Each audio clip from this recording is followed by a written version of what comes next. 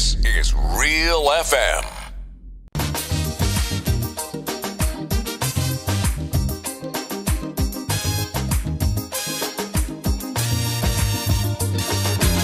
They tell me candid, they too wicked, far too crooked. That is the frequent comment I hear. Too one-sided, underhanded, can't be trusted. This is the opinion, ear to ear. For their own abuses, they keep making excuses. Housing crack up over. They unleash their lawyer, set up an inquiry just to get Kid Rowley. But they wouldn't sue the false paper screw. I don't need come close to tell them go. Hurry, pack up your bundle now. Stop fooling the people. The country taking a beating. So me plea are repeating. Go. They're like a natural disaster. Now. 10 times worse than Ebola. Like a dog with fleas and tongue on their knees. And I'm begging, go now. And I did warn we. Prophesy to the country. Streams turn into rivers, then into seas. Is why I'm singing. Go now. This is my humble petition. Announce the date for election. Go now, please. Accidental, detrimental, could be lethal. Are you willing to take that chance? Much too seedy, they too greedy, eyes too beady. Honeymoon end before the romance. We expect corruption, but now without check or interruption. That a few might stuff the pocket, but not racket by the pocket. From the constant comments, we get no recess. Before things fall apart and the riot starts. Even in chutney, I'll tell them go. Make it sooner than later. To protect the future, please. For the sake of we children and the next generation. Go. To safeguard our image. Before Griffith cause more damage. Like a dog with fleas and down on the knees. Go now. Just take the liberation. Go now. They are more trick than Houdini. Streams turn into rivers, then into seas. Is why I'm singing. Go now. Please, Mrs. Kamla. Go now. Take Munila and Sharma. Go now. Please.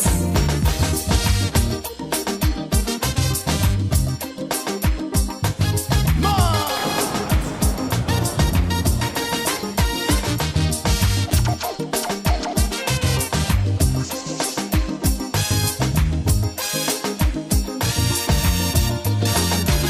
Them and them minions, total villains, raking millions.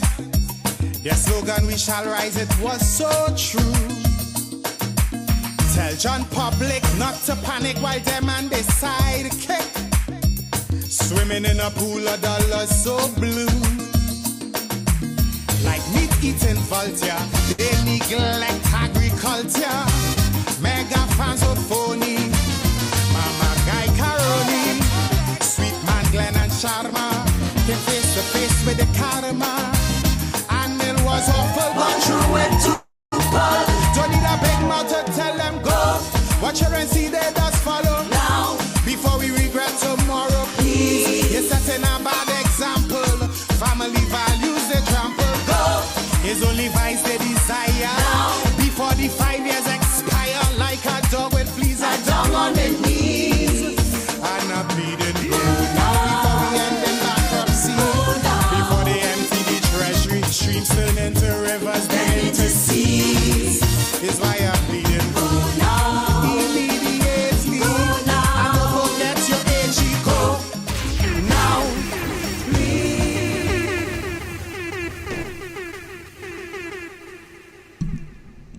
Good afternoon, folks. Fix up yourself, Igwe. Yeah. You balance now? Yeah, man. Alright. Independent Talk for Sunday, 7th April. Devon, what's up? Yes, blessed evening, Master Carl, Igwe. Everything is good. Blessed evening to all our listeners and viewers as we continue Independent Talk.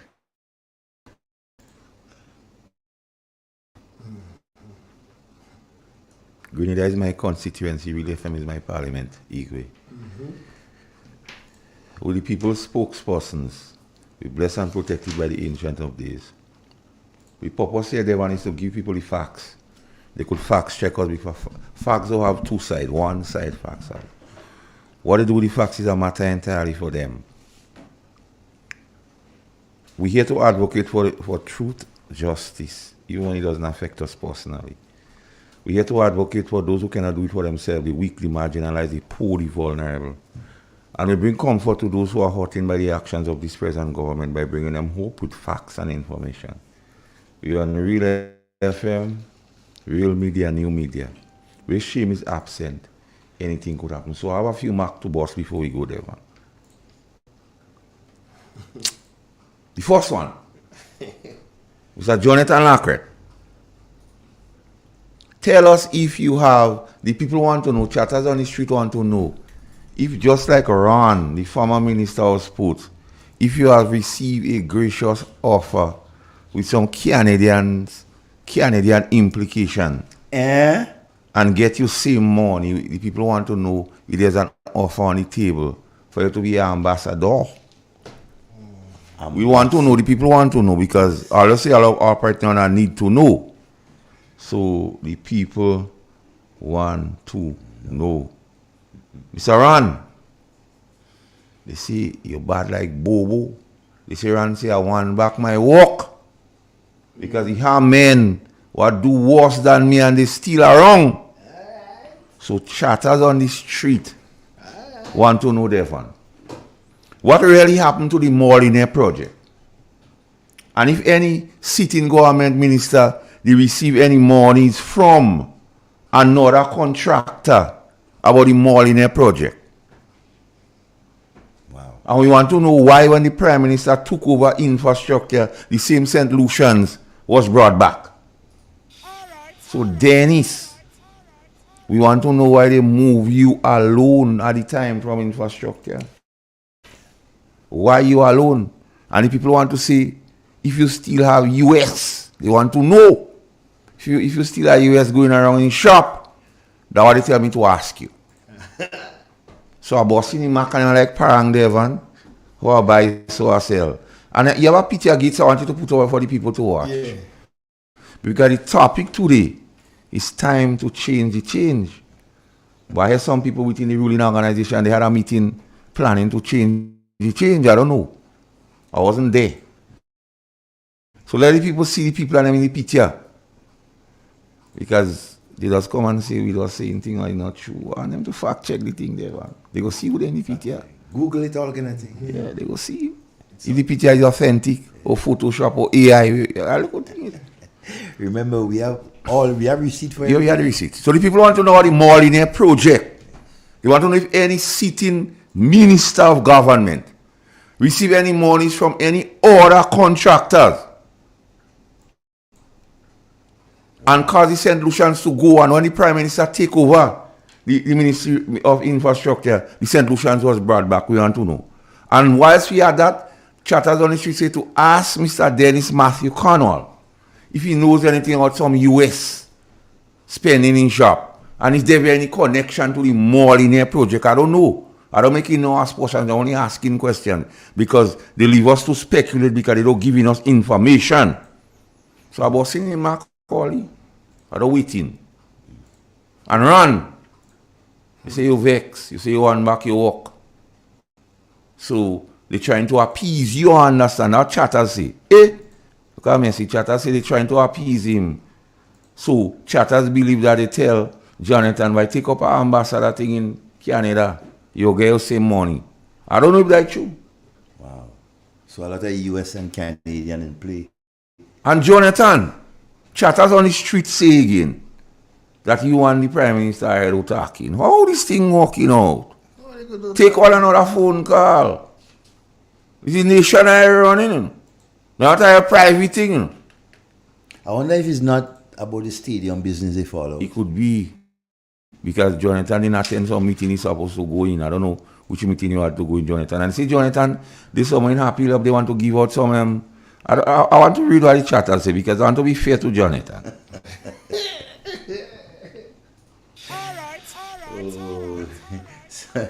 Chatters say, Jonathan should have a function in Grand Mall Beach on the 28th and drinks and food free. So Jonathan, that the farewell. Let the people and see the pity of the conspiracy, man. Why you taking it all quick so you're afraid of? No, candidate. Let the people see. Jonathan, because you are one of them that the people reject. But people vote for the rest on the table. And the man they just leave in charge when they go away. You see, I see them they taking counsel from Ran. And you see Ran speaking, he speak. Youth for change is part of that thing already. Yeah. So that's not my thing. Who they listening to the but the man the Van representative though he not too interested. Cause he don't care whether here or there. All he know they meet a lot of money in the treasury, all he know they have money, they are surplus. But we go find out our money and our surplus in the program today. And you see who comes in them there? Yeah, man, around this here. You see how they are attentive? Yeah, around the all eyes. Yeah, man. How many people I'm seeing? Look the lady. What the lady? Wait, what the lady? Look the lady. And what the acting prime minister? Hand on the chin taking counsel and run telling them what all you say I do, your men or do worse than me and they still around. But what's your parliamentary representative? Yours. Oh, mine's are there? Yours were there. You saying mine? No. Why you look like Dennis, so? I don't know. Oh my God. Then a lot of money. A lot of money. Mr. Andrews? Mr. Andrews, you have to tag along your partner. What about Mr. Telesford? So don't worry your head too much about empty treasury. Empty treasury. We, in the NDC, we have the exposure. We have had the exposure. Good? And we know what to do to find money, to look after the needs of our people. And as I have the mic, let me say, as we go around the country and we speak to our people, that's a topic that they always say to us, we go pay salary late and we don't know how to run a country. Tell them that we say we know how to run a country and tell them that we wouldn't pay salary late. Well, all that is lie. Tell them that affirmatively. We will not. But you have other one with him too, where he say money and surplus, get it for me. Yeah, let me get it. So, because listen, let me tell you what I want, and I'm giving them, how do you call it in court, I'm giving them full disclosure. I'm going after Dennis Cornwall this evening. Okay. So I want you to play the promises Dennis Cornwall make. He say, the first one he say, no contract work. Yeah. Then he say when he go around St. Patrick's what he see. And he tell them in 3 months, they go fix road. Yeah. Then he tell the nation where they go get the money from. Hold on, don't play nothing yet. Yeah. Then he tell the nation where they go get the money from Devon. And then this guy, Lennox Andrew say he know where he had the money. They are surplus. So we go speak all that, but before by Devon. To my strangest, I know. Somebody chatters on the street say, what a Tataran nigga on story like this story done? A short course? A 2 months course? Good afternoon to all the parliamentary representative, right, of the new National Party. Blessed afternoon to you all, including our political leader. And to all the other parliamentarians, blessed afternoon to you all. We know you're listening, you know. So there one last night, about 3 a.m., I realized my phone ringing. But I don't know the number. So I say, well, who wake me up from my slumber? I say, well, people just call me and thing. And then when I answer, I don't find out make out the voice. So hear me now. Well, where you get my number? And I say, what the France you calling me for? They say, Massacre, listen. Eyes are yellow, chest. But the thing too heavy on my chest.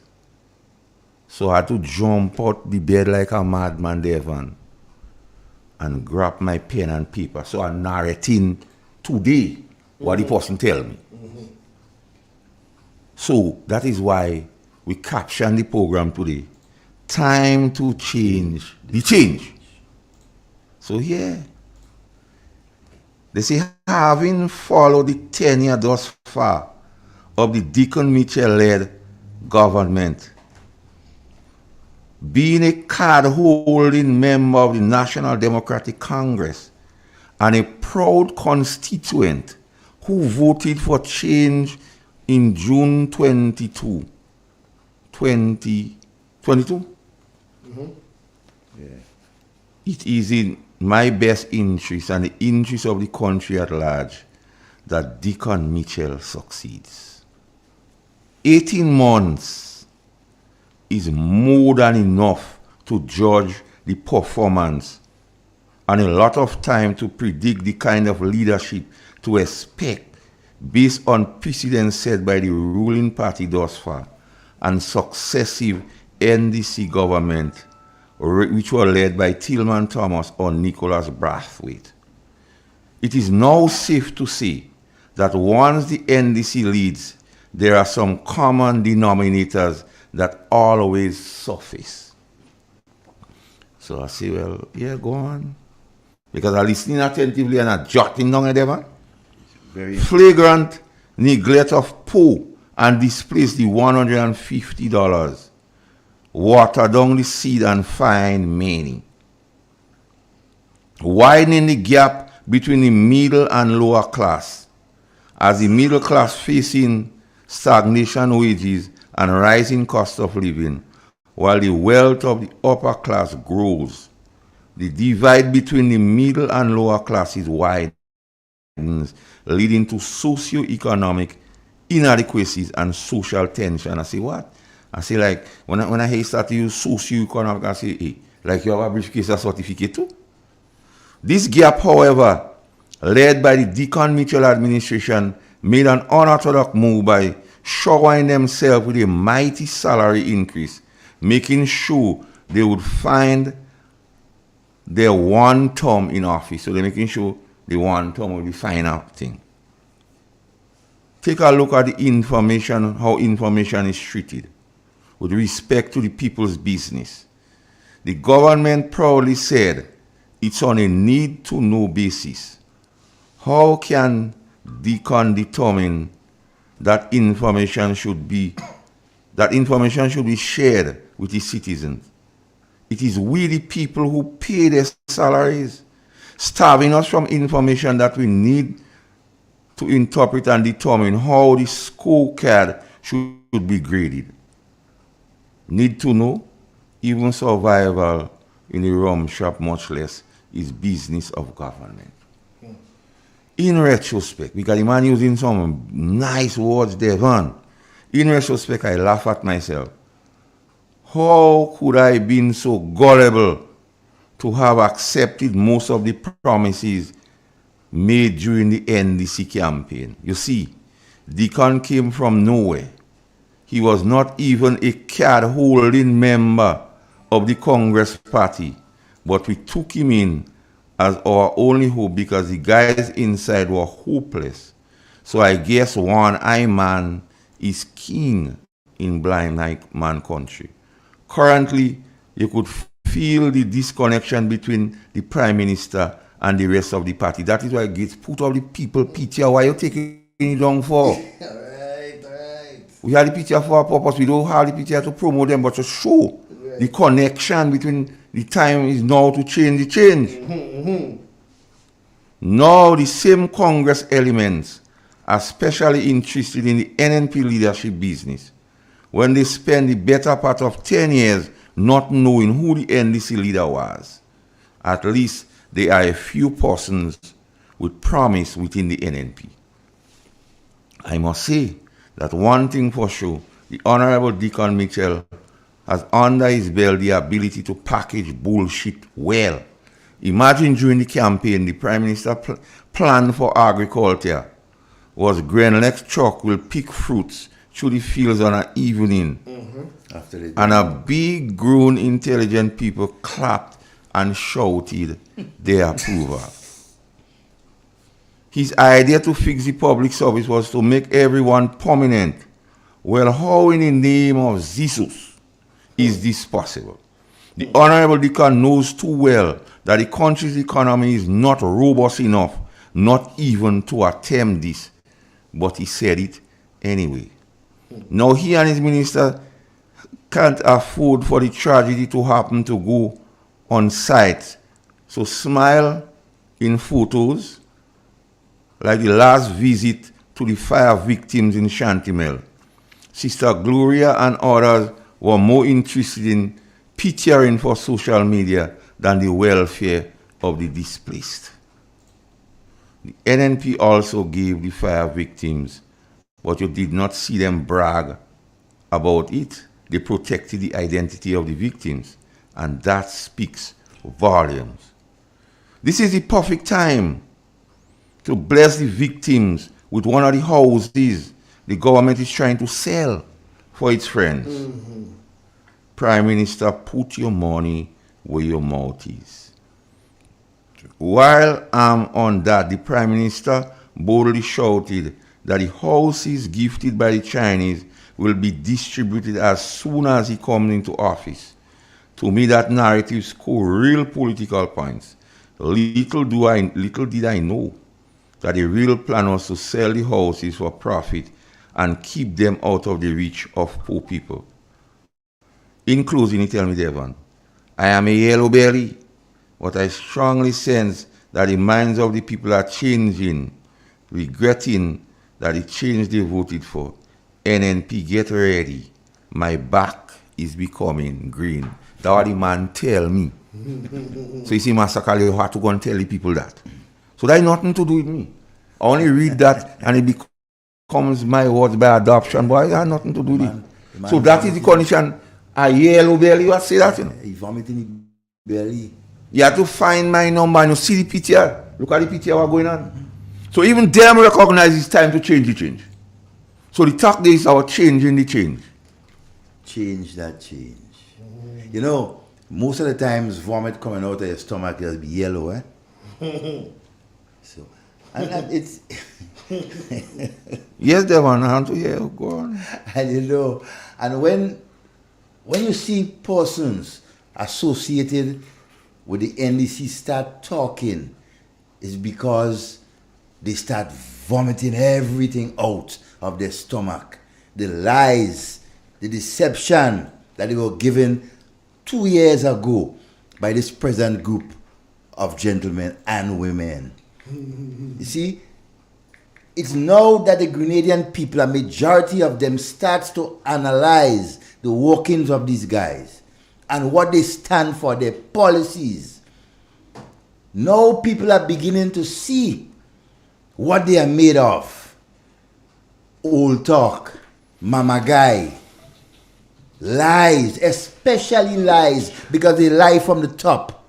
And they tell you anytime that fish starts rotten, it is rotten from the top, the head. So we have seen the performance of them in 18 months, and people continue to talk about, oh, it's a new government and it's 18 months. These guys' belly are getting big, they're getting fat, and then the majority of the Grenadian people are suffering. More money has to be paid for health care, more money in the supermarket. They take away money from the seed persons. They take away money from the school children. Right? Public workers catching the hell. What have they done for the young people of our country since assuming office? I mean, that is, I cannot. And read that comment there, Devon. Master Carl, is this the last supper before the crucifixion of baby Jesus? Would you want to say poor people can find food to feed their children, but the rich man have the chicken back and they give it to the dog, them, whoa. Be unto them. And they understand what they are doing, you know. They are no different. They are no different to what is going on in the Gaza, you know. What Israel is doing to the Palestinians, you know. By starving the people from medication, health, the whole question of health care, the high prices of food going up. Watch. Utilities. A serious crime. Chatters on the street say they mouth boss now. You know. They say they talking bad openly. You know. Of course. And they have their supporters zip. Chatters on the street say, I don't know if it's true. They say they'll ask Ronald going around and say, but I'm not a CBI agent. You know, so I don't know what. I don't know. I don't know. If he has something to do with, but I know Dennis used to be a CBI, I don't know still. The Prime Minister, beneficial owner, and Sen Bernard. And they say Sen Bernard and them is the real cabinet now. Yeah. They say Dennis is low hanging fruit, man. Anything could happen to Dennis. But Dennis has said you is the hope. The nation depending on you. Now, I always like to go back in the foundations of the earth. The ancient of this he counted on Adam. He counted on Cain. He counted on Judas. But all of them was the same.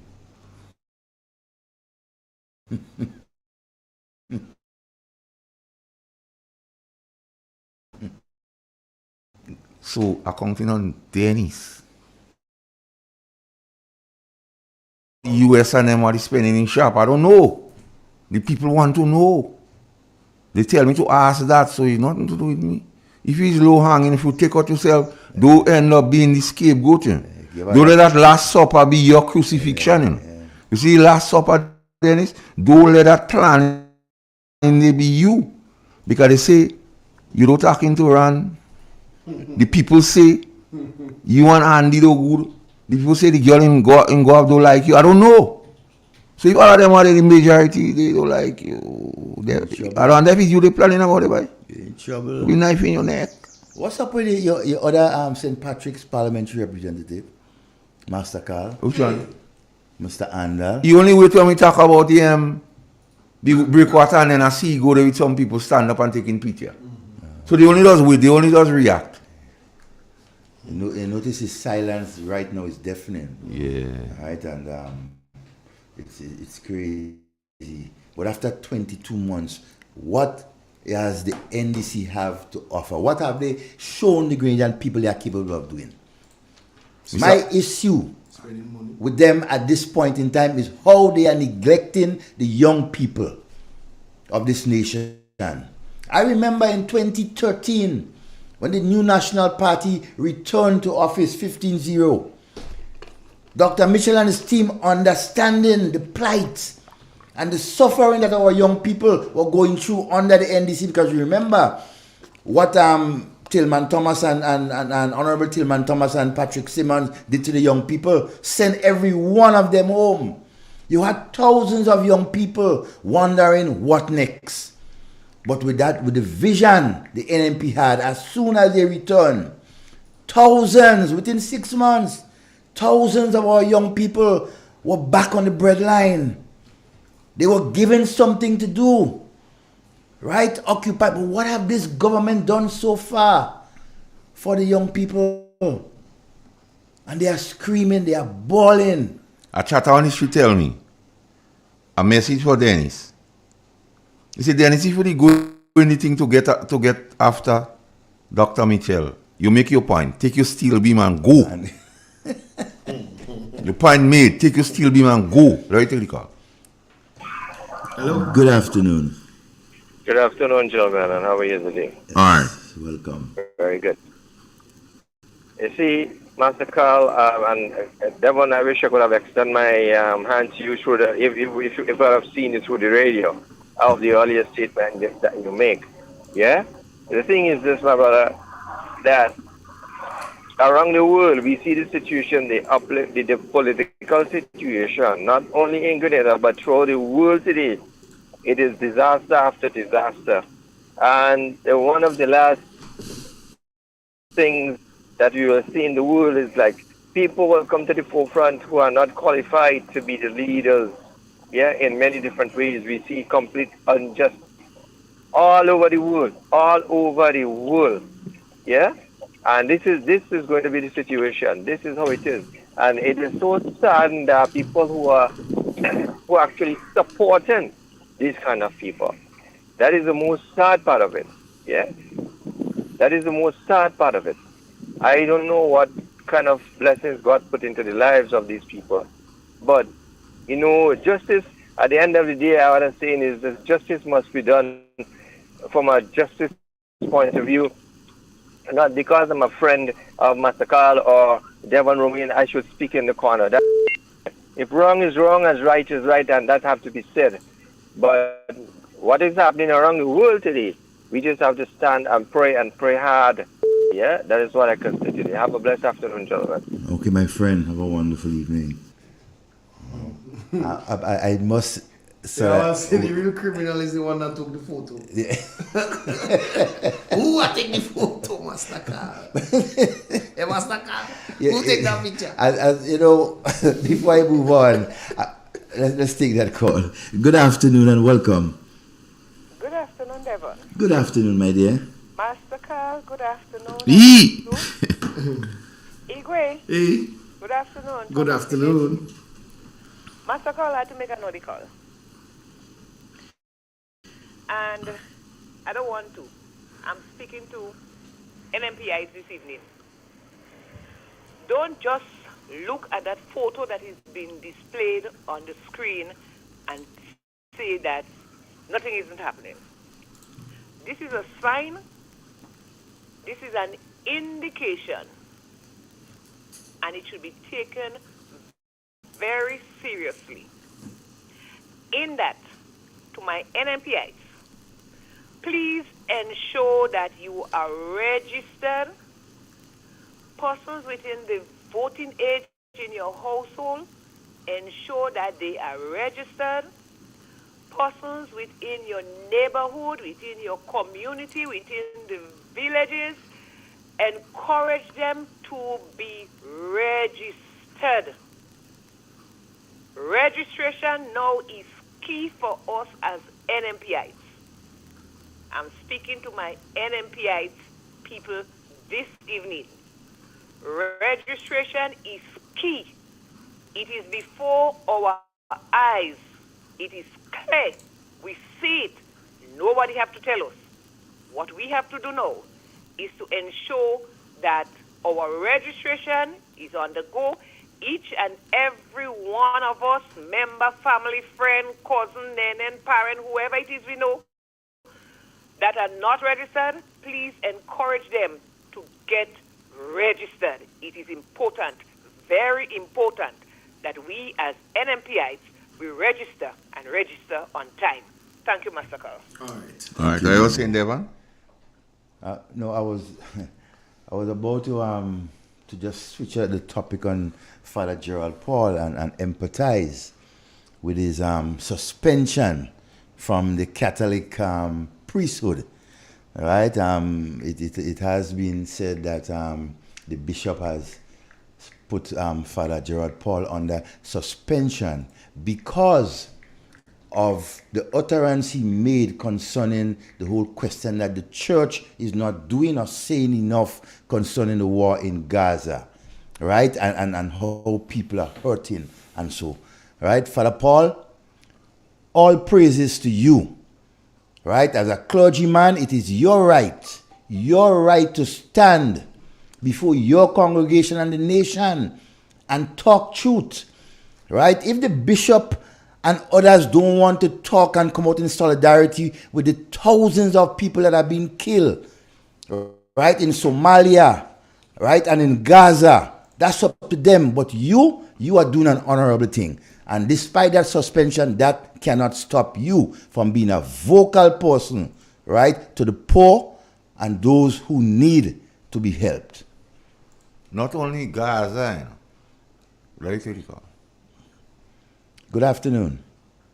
Hey, good afternoon. Evan, how are everything, man? Not too bad, my friend. Evan, I watch the photo there. And all of us saw sitting around the table is Judas.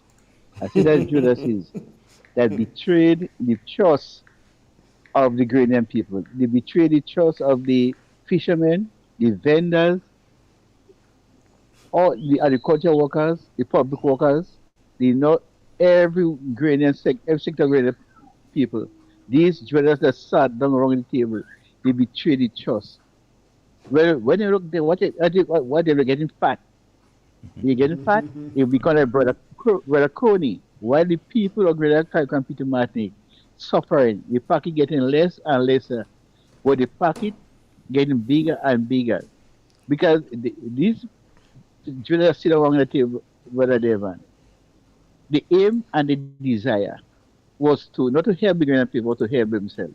And when the Prime Minister talk about restorative justice, you feel like he feel like them was not getting what they have to get, and the poor man was benefiting under the previous government. Like they should not get nothing.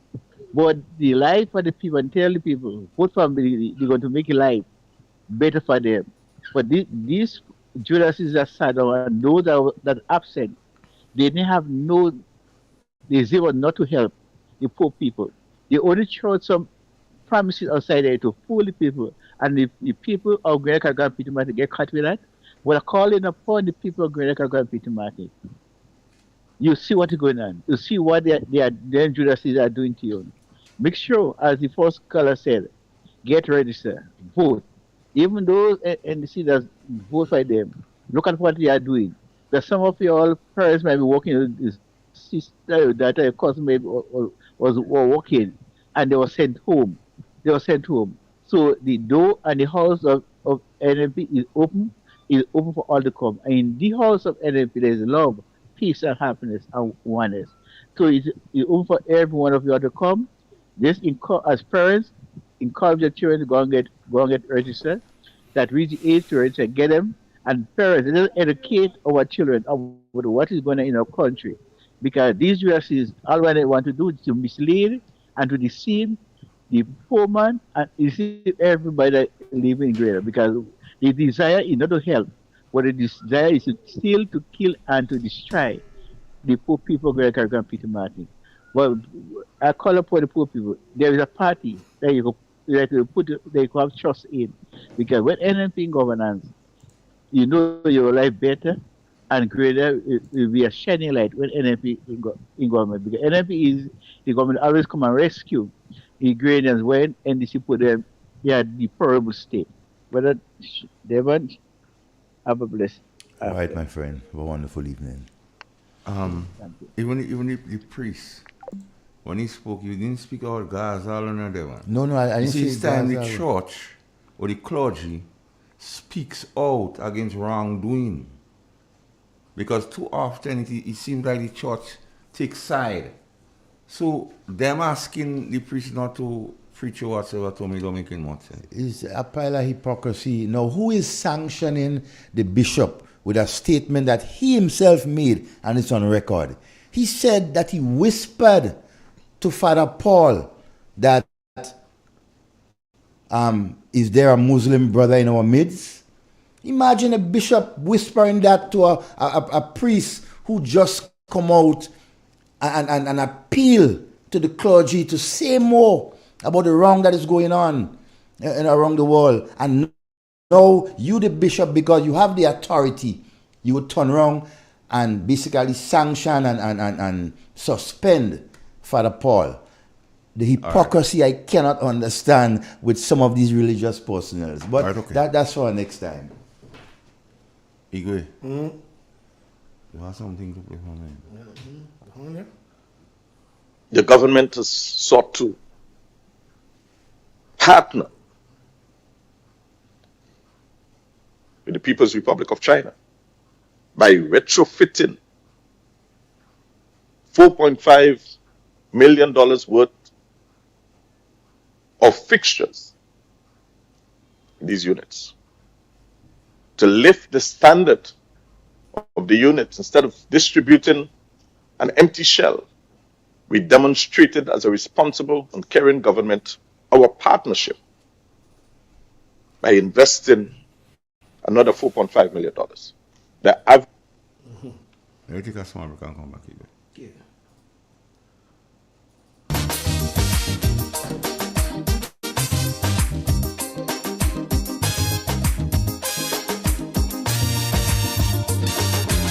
You tell me candid, be too wicked, far too crooked. That is the frequent comment I hear. To one one-sided, underhanded, can't be trusted. This is the opinion, yes, yeah.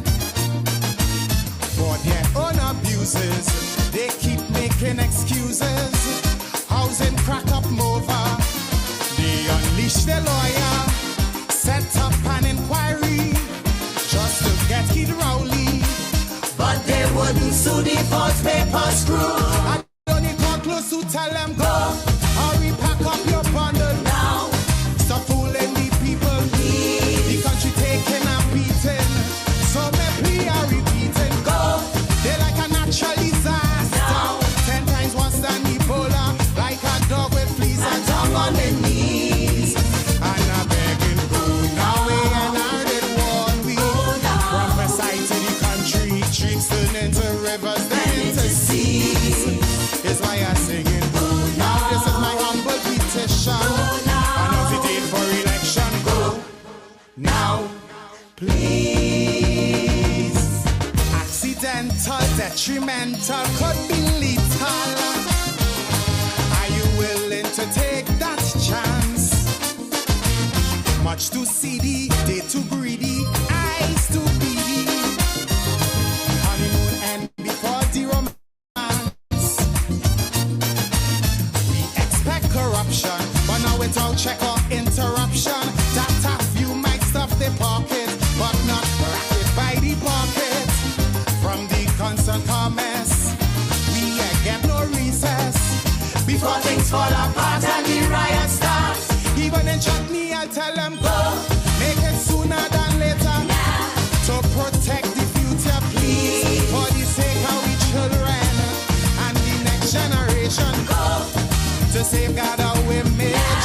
Before Griffith cause more damage. Like a dog with fleas and tongue on the knees.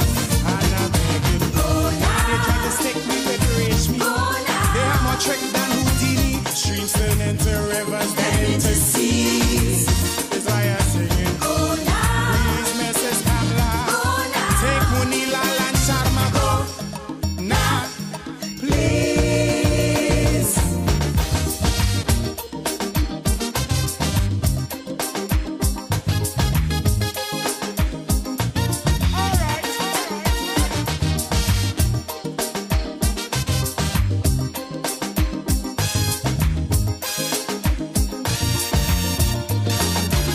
Them and their minions, total villains, raking millions. Their slogan, we shall rise, it was so true. In fact, Tell John Public not to panic while them and they sidekick. Swimming in a pool of dollars so blue. Like meat eating culture, they neglect agriculture. Mega fans of phony. Mama Guy Caroni. Sweet man Glenn and Sharma. Came face to face with the karma.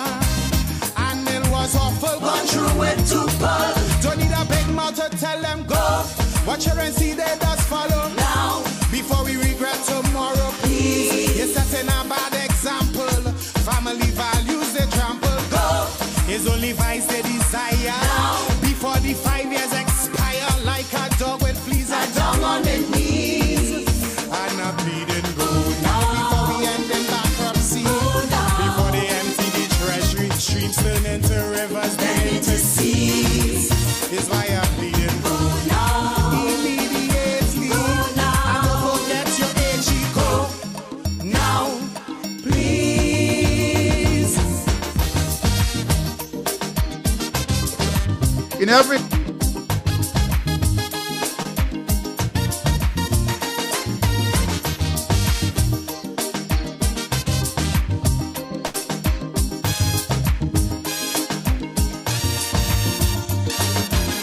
Love to quarrel, always oral, highly immoral. They let the good doctor starve to death. Used to court him, once support him, no road to point for him. But once in power, they quickly forget. They love confrontation, so no mediation. The case by the Privy Council, but the warriors is settled. You see, you could make a fortune, filling up a life. people too. Is why I want them grow. With them old lies they peddling now. It's only PR they selling. They wouldn't tell me the whole truth. These man just wanted our roots. Before they carve out a mountain.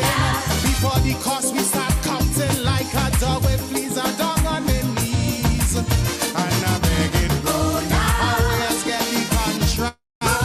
Who profit from the kickback? Streams turn into rivers, then into seas. It's why I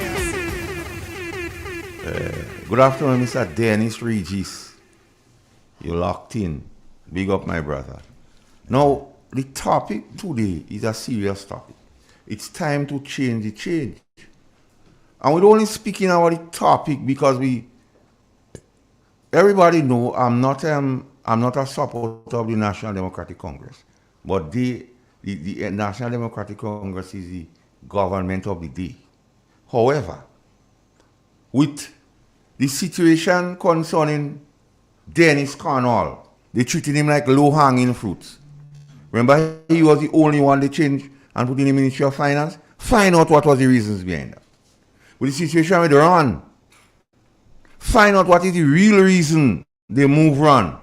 And find out why chatters on the street believe there's information to suggest that Ron telling people he's not a CBI agent. Find out what that is. Find out what is happening with Laco, and if indeed he receive another gracious offer with a Canadian connection. Find out that. Find out what was the purpose of that particular meeting in the photos we show. And find out why it is believed or there's information to suggest that Philip Telesford was in New York running him out on Deacon Mitchell. Find out. And find out why, or if it is true, or if there's any truth to it, that the Minister of Sports and the Prime Minister doesn't talk, they don't take it on a phone call. Find out. So if these things have any truth, how these people could be governing the country, that is a recipe for disaster. So that is why when I say it's time to change the change, it's not just old talk. Philip tells what you know, the man had the mockers on you.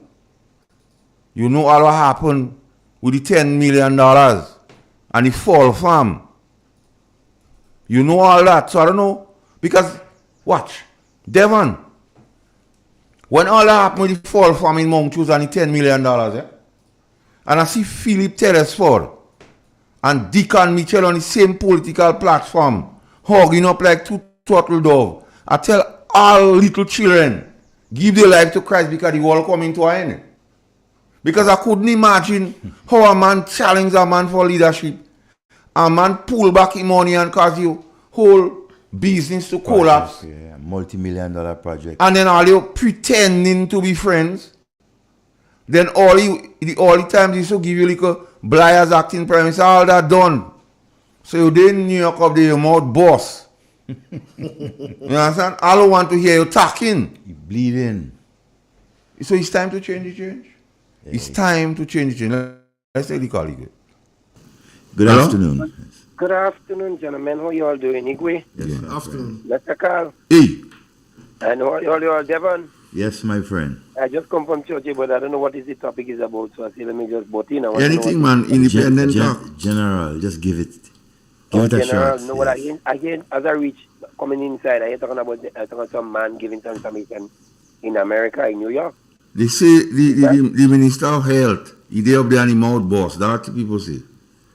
Yeah.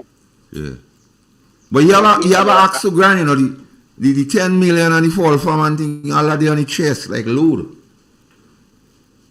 Well, I just come to church. We didn't have much about today, but we had a wonderful time. I hope I'll pray for the nation. We pray not only nation, we pray for you too. Everybody. You're ardent listener. I want to pray. I pray especially for my opposition leaders and them and Lucia. I'm doing a fantastic job up there. Let me chill on them. And I just, ask God guidance on the lives and bring them home safely because we need them. Because I think election will call soon. Because of what I see going on, the indication that this country will be having a new election soon. Is that a new election having new government soon? New government. So we'll be calling election to have a new government. And I think it's going to be soon. Because with all this divisiveness going on, they have to go back for a fresh mandate. Because people crying too much. People bawling. Look at it there. A woman have a shop. She rent the man the shop, and she business. But in America, she just recently come back. The shop busted. Everything gone. Yeah. I want to hold come the shop bust. The man say they don't buy him. So what the shop bust? And you rent the shop. The shop just bust like that. See people don't buy. No sale. But we are in a serious time. It's not to continue to pray that they can go. They cannot look about the poor people and Grenada. They pray about themselves and their family. And many of them, the coolies and the big boys. That's how they are fearing. That is why some they don't go in nowhere the same 40 years. And you see, we have to understand. They will be 40 years behind bars. Their first priority was to raise their salary, they're taking care of themselves first. So. Then no care about Grenada. But my boy, 20 people 14. I cook a piece of food and I say, you have a man by the road, I say, if I steam, I give a piece of food. Because I know you don't have nothing. But it's difficult right now. You need to meet all this money in the treasury and you tell me, no, you don't have money there. Where the money go? You say you meet the treasury pregnant. Yeah, and all of a sudden, money just gone. But the bank money about? They can bank money about? Banking outside. You banking money abroad? CBI money. Going? CBI. Like maybe that way flying, not say we banking the money out there. What I want to say? Is a financial opinion. You don't have to know people in your country, every minute you go and you tell them miss you there in the air. Them look at them parrots, they're flying every morning, but they're resting on tree. They can't rest on no tree. And taking the plane and going straight. Hey, Jordan. Yeah? I know about it. Nobody manage. Okay, we walk in. I tell you we walk in, man. Back we walk in. Ready for them. We're getting ready for them. We walk in. All right, my friend. Have a wonderful evening. Have a good day and continue doing the fantastic job all they're doing. Let's expose them. Let people know what's going on. Because a lot of people don't know what's going on. Even in the diaspora, they know what's going on. Because they're lying for them so much on Facebook. And people believe in what they're saying. But thank God, we have a station that is giving facts and valid information. So you all have a good evening. All right, my friend. I have an next caller on the WhatsApp. We'll take it. Good afternoon and welcome. Devon. Yes, good afternoon. Master Carl. I'm not too sure if all you have that clip close at hand, or maybe you'd have to ask Igwe to check for it. But there's a clip. I think it was in St. Lucia, where it was said that in 2008, the people gave power to a group of persons. These persons, well, they got the power. They didn't know how to use the power. And so, within 2 years, they start fighting among themselves. And what happened after? They get a whooping in the next election. I wouldn't use the word that was used. I want to be very respectful on the program. But they get a whooping in the next election. And here, I'm not a prophetess. And here we see exactly what was said in St. Lucia is happening again. So I don't know if you can get Igwe to get that clip and play it for the listeners to hear. Exactly what was said about what took place in 2008.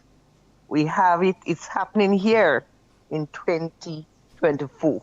Masaka, get that clip and play it for me, please. Thank you. All right. Thank you, my friend. Good afternoon to all who have joined us from Canada, the United States, London, wherever you are listening to Independent Talk. We have to change that change. Let's go. Good afternoon and welcome. Hello? Yes, my friend, go right ahead. Devon? Good afternoon. How are you? Not too bad. Right. Mr. Carl. Hey. How are you, man? A long time I hear your voice. What happened to you? I see you quit. No, man. All right, and he quit. Mm-hmm. Listen, me. I see this. Why you take out this photo on the screen and have you and Devon? That doesn't make a sense. Leave it because you know what I'm enjoying it. I see that is when they was planning to kill Jesus. Put back the people photo here, Gates. Right. They when they was planning to kill Jesus and they was asking if it is that. You understand? That is one. The next one I want to talk about, I've been hearing recently Ron Redhead speaking a lot. Now, this boy seems as though he don't have no shame. He should be in the jail. You bong some people. You take people place and put in bus stop. You sell people van. And you're there outside facing the Grenadian public and talking this high class and nonsense. I mean, that really don't make a sense. I mean, these people and them have no shame. I wonder if they really listen their voices for what they are saying before. However, the next thing I hear, you're talking about some mention about election. I don't want election to come right now. Right now. It will come a little later on, but not right now. Because what I want them to do a nice renovation in the prison. To put them camps on them there for a long time. I will like to visit them during that time. But now you have a nice evening, huh? Okay. Yeah. Yes, my friend. Yes. I see a comment here. I usually don't do that, but I have to. Mm-hmm. From some serial end, Joseph. So why won't Carl call on the Speaker of the House, his brother? Is Carl so much that he won't call on the Speaker of the House? First of all, no. First of all, I'll deal with that thing with the book. Yeah, go on. Romans 16:17. You see, if you grow up in a particular doctrine and people come and they variate from the doctrine, stay away. So I stay away, so he's not my brother. Secondly, I could only, if you find your brother in fault, the Bible says, you speak to him, but that is for your brother. This guy not my brother. His behavior is not my brother. I could call him out.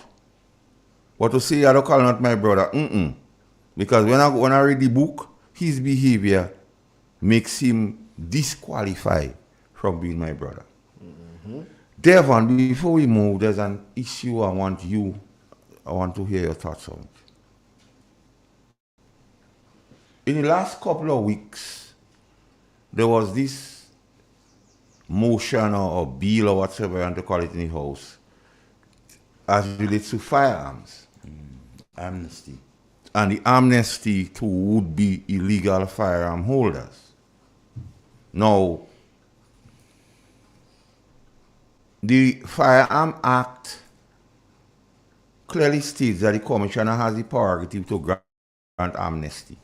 So giving the Minister the power to grant amnesty is not something new, not something. It's just waste of time. Secondly, to grant amnesty without enticing persons, because persons would have gone through hoops to get an illegal firearm. To obtain it. And not all illegal firearm holders, the intention is to commit crimes. That's true. But listen to the wrapping up of the debate in the Senate with the Attorney General. That is why I say it's time for the change to change. Her narrative was contrary to everything what was said in the House of Representatives. Because she come out with this thing, if you bring in a firearm and they do ballistic tests and they could find out that he was in the commission of a crime, you call a get Corey. So if I have an illegal firearm, I don't know what crime he commit. What entices me to bring it in and I could go in jail? So what's the point of the amnesty? So I tell you, throw the amnesty under the bus.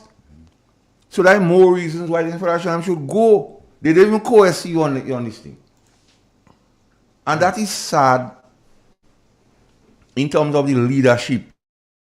Because remember, the Attorney General is the legal advisor to the cabinet and by extension the government and the people of Grenada. Principal legal advisor. So how in my view, how the Attorney General could come in and make this good statement? Because one time there, that amnesty capsized on its back because you call in for persons to bring in weapons, illegal weapons that are not licensed, right? And so, but at the same time, you're not giving them no incentive like, okay, I reward or something to bring in. Because remember, persons would have spent money. You can't find a gun just on the street.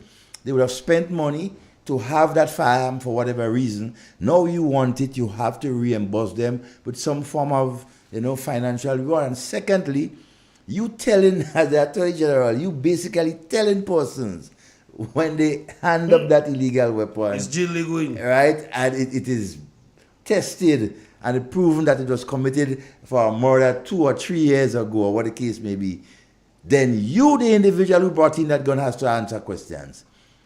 According to Master Carl, they call it really Korean truth. I mean, what is the point of the amnesty? See, sometimes people need to just shut up. When they have nothing to say or no serious input into certain discussions, right, or contributions, and so they just need to just shut up or ask for excuse and just go out and, spit or something. Cannot understand. So I don't know. Well, the Attorney General should resign. Yeah, the leadership of this country is just getting Because worse. even if that was a discussion, and you're looking to cause people to come in, the Attorney General tell nobody to bring in no gun in. No, because the fact that it is an illegal firearm and it means it is or was obtained, you don't know the history of the gun. So why you bring it in and face the possible thing of going in prison? She put a conjunction into that whole amnesty. Yeah, she killed it. Yeah, understand? She killed So it. under the Prime Minister, but under the Prime Minister, they must talk because the bill was in her name. Yes. So she had to ensure that he see it and everything like that. But it's all kind of, what is this thing about NDC and not talking to each other? It's not the first time. In 1990 when NDC take office, by the time 2 years, persons were not talking to each other. From the Prime Minister come down. 2008, same thing. Let's take that call up first. Good afternoon and welcome. Hello. Good afternoon. Mr. Carl, Hey. do you have that clip with the Attorney General as relates to the testing of the firearm, and if it is found to be in a crime that person could be prosecuted? Could you play it for me, please? Because I think you are making a mistake there. Play that part for me, please. And then I am making a mistake. Play that part and I'll call you back.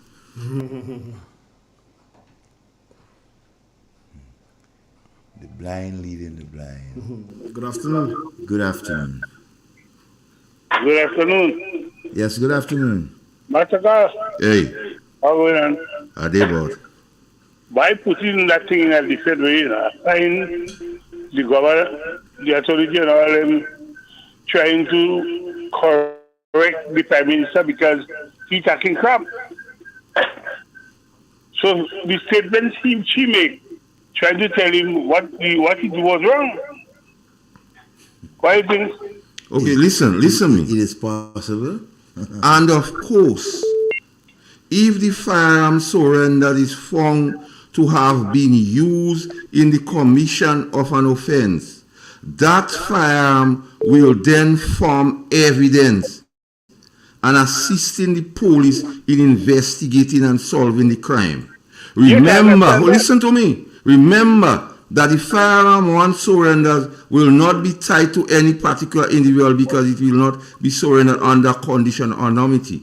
But the firearm themselves will be analyzed, social numbers taken, etc., to determine whether they were stolen or used in the commission of a crime. If that is found to be the case, then the weapon will be used to assist the police in solving and ultimately prosecuting for the crime.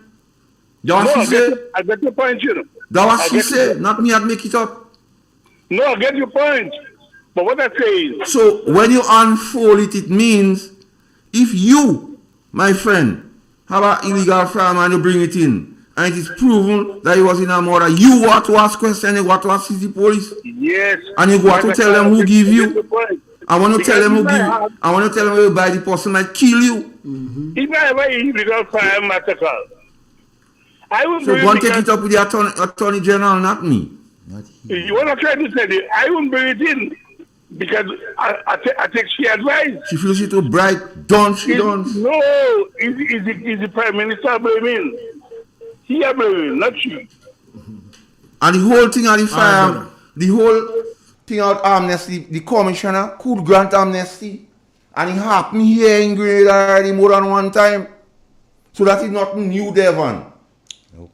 And because the first time, Devon, and you must know, after the revolution, they promised people to pay for it, and they never pay them. Nope. They never paid. Let's take the call. Good afternoon and welcome. We lost it. Okay. So I don't just come here and say thing of my thing. This amnesty, I mean, it has to be well this thought thing, out. and we say, it since in the beginning I spoke about the amnesty, it was not cohesive. What? Let me take it. Good afternoon. Gentlemen, good evening. Yes, good afternoon, friend.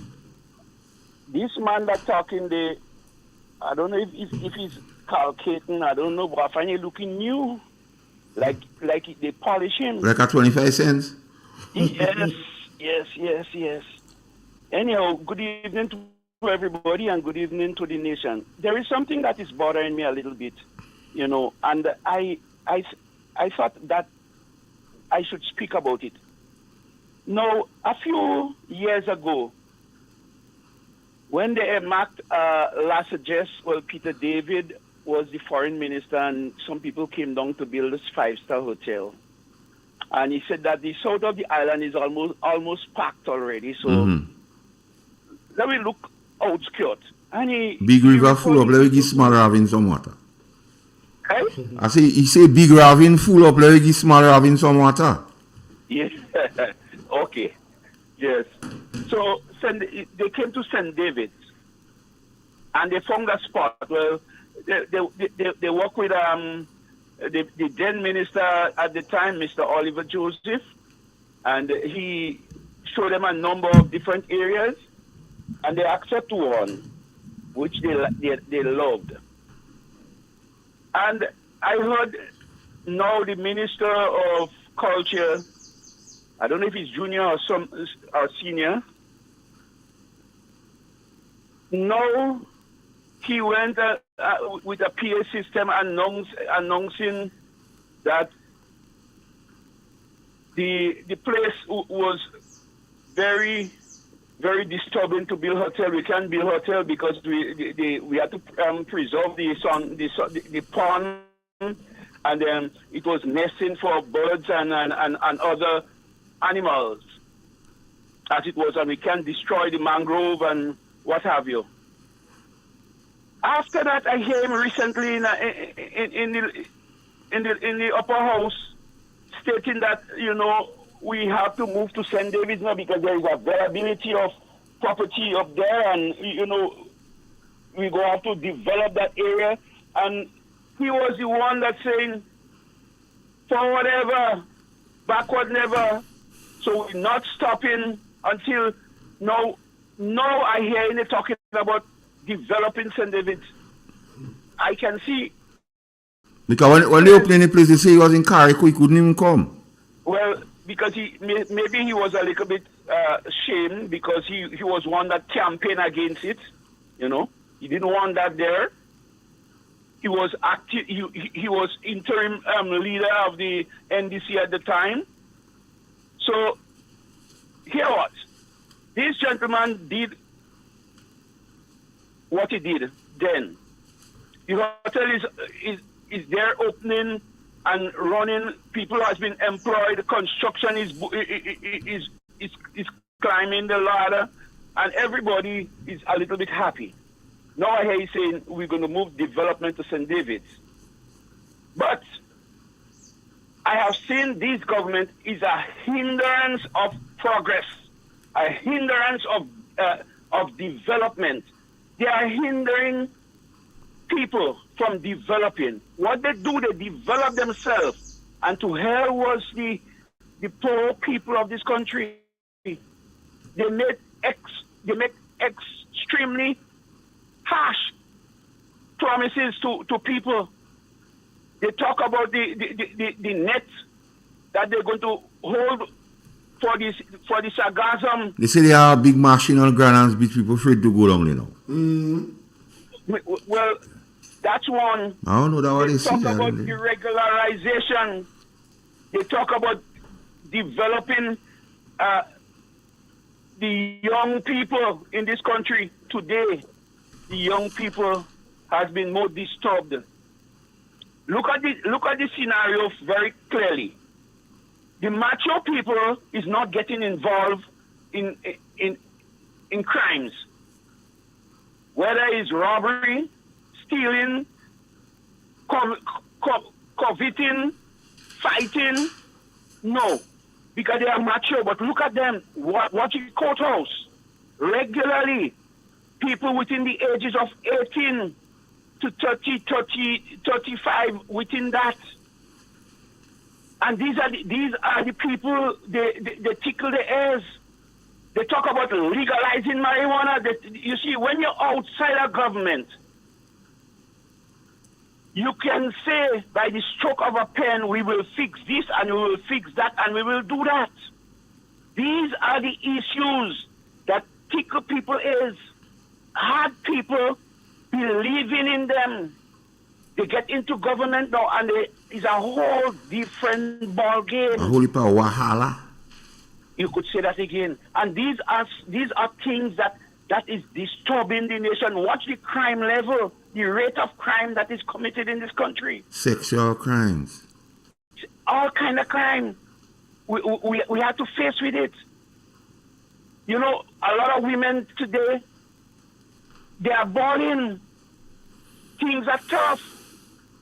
I passed by a certain market in Grenville, market vendor. Things looking up.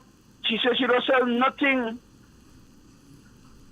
Well, anything they're going up, anything they're going up and up and up inside poor people. Everything going up. And so up. These are things that we need to see. And I want to call on the opposition political organization. Put things in place, because these guys and them is going down, and to give them a good face, they will call a snap election. Believe you me, they are not being favored. The people on the ground is bawling, crying out. When? How we going to get them out there? I don't feel they make enough money here to call a snap election. That is my feeling. Well, that's your opinion, but I think they have outside sources. No, listen to me. You have to listen to the narrative. One of them say he not a CBI agent, so you know what that mean. You want to be a CBI? He mean them CBI agents them have and you don't have yet. You must listen them too. Yes. So when you telling people, but he's not a CBI agent, you have to understand where they're coming from, and he's one of them a vex. Yeah, but right now, just invite them somewhere with food and give them rum and just listen. That's correct. They're talking. I know they're talking. Yeah, just invite them with food and give them rum. If you go in the Salaka and you go Salaka and see them they're talking to. Yeah, exactly. So these are things that we have to. That's why we have to change the change. We have to make the changes. We can't just sit down and going around the country and shaking people's hand and telling them how they are and how things with them. Keep courage. No, we have to stand up now. Now is the time. Now is the time. You have to put your structure in place. Now is the time. People need to rally around somebody who is climbing the ladder. Somebody. We need to know. We need to hear from the opposition party. Where are we going? What are we doing? How are we going to get there? With whom we going there with? Because I know for sure there is some people that the talk on the ground now is too hard for me to say on the radio. It's too harsh. And Right. I am saying, I want to say it, but it's too harsh now to say. I'm holding it back still. All right. Because the talk on the ground goes going wrong, not only in Grenville or St. George's, but all over. They're talking about it. They want to know. They want to know. They want to know what's going on. They want to know what's happening. People All right, want to caller. know. All right. Yeah, Devon. Yeah, it's The caller said a handful.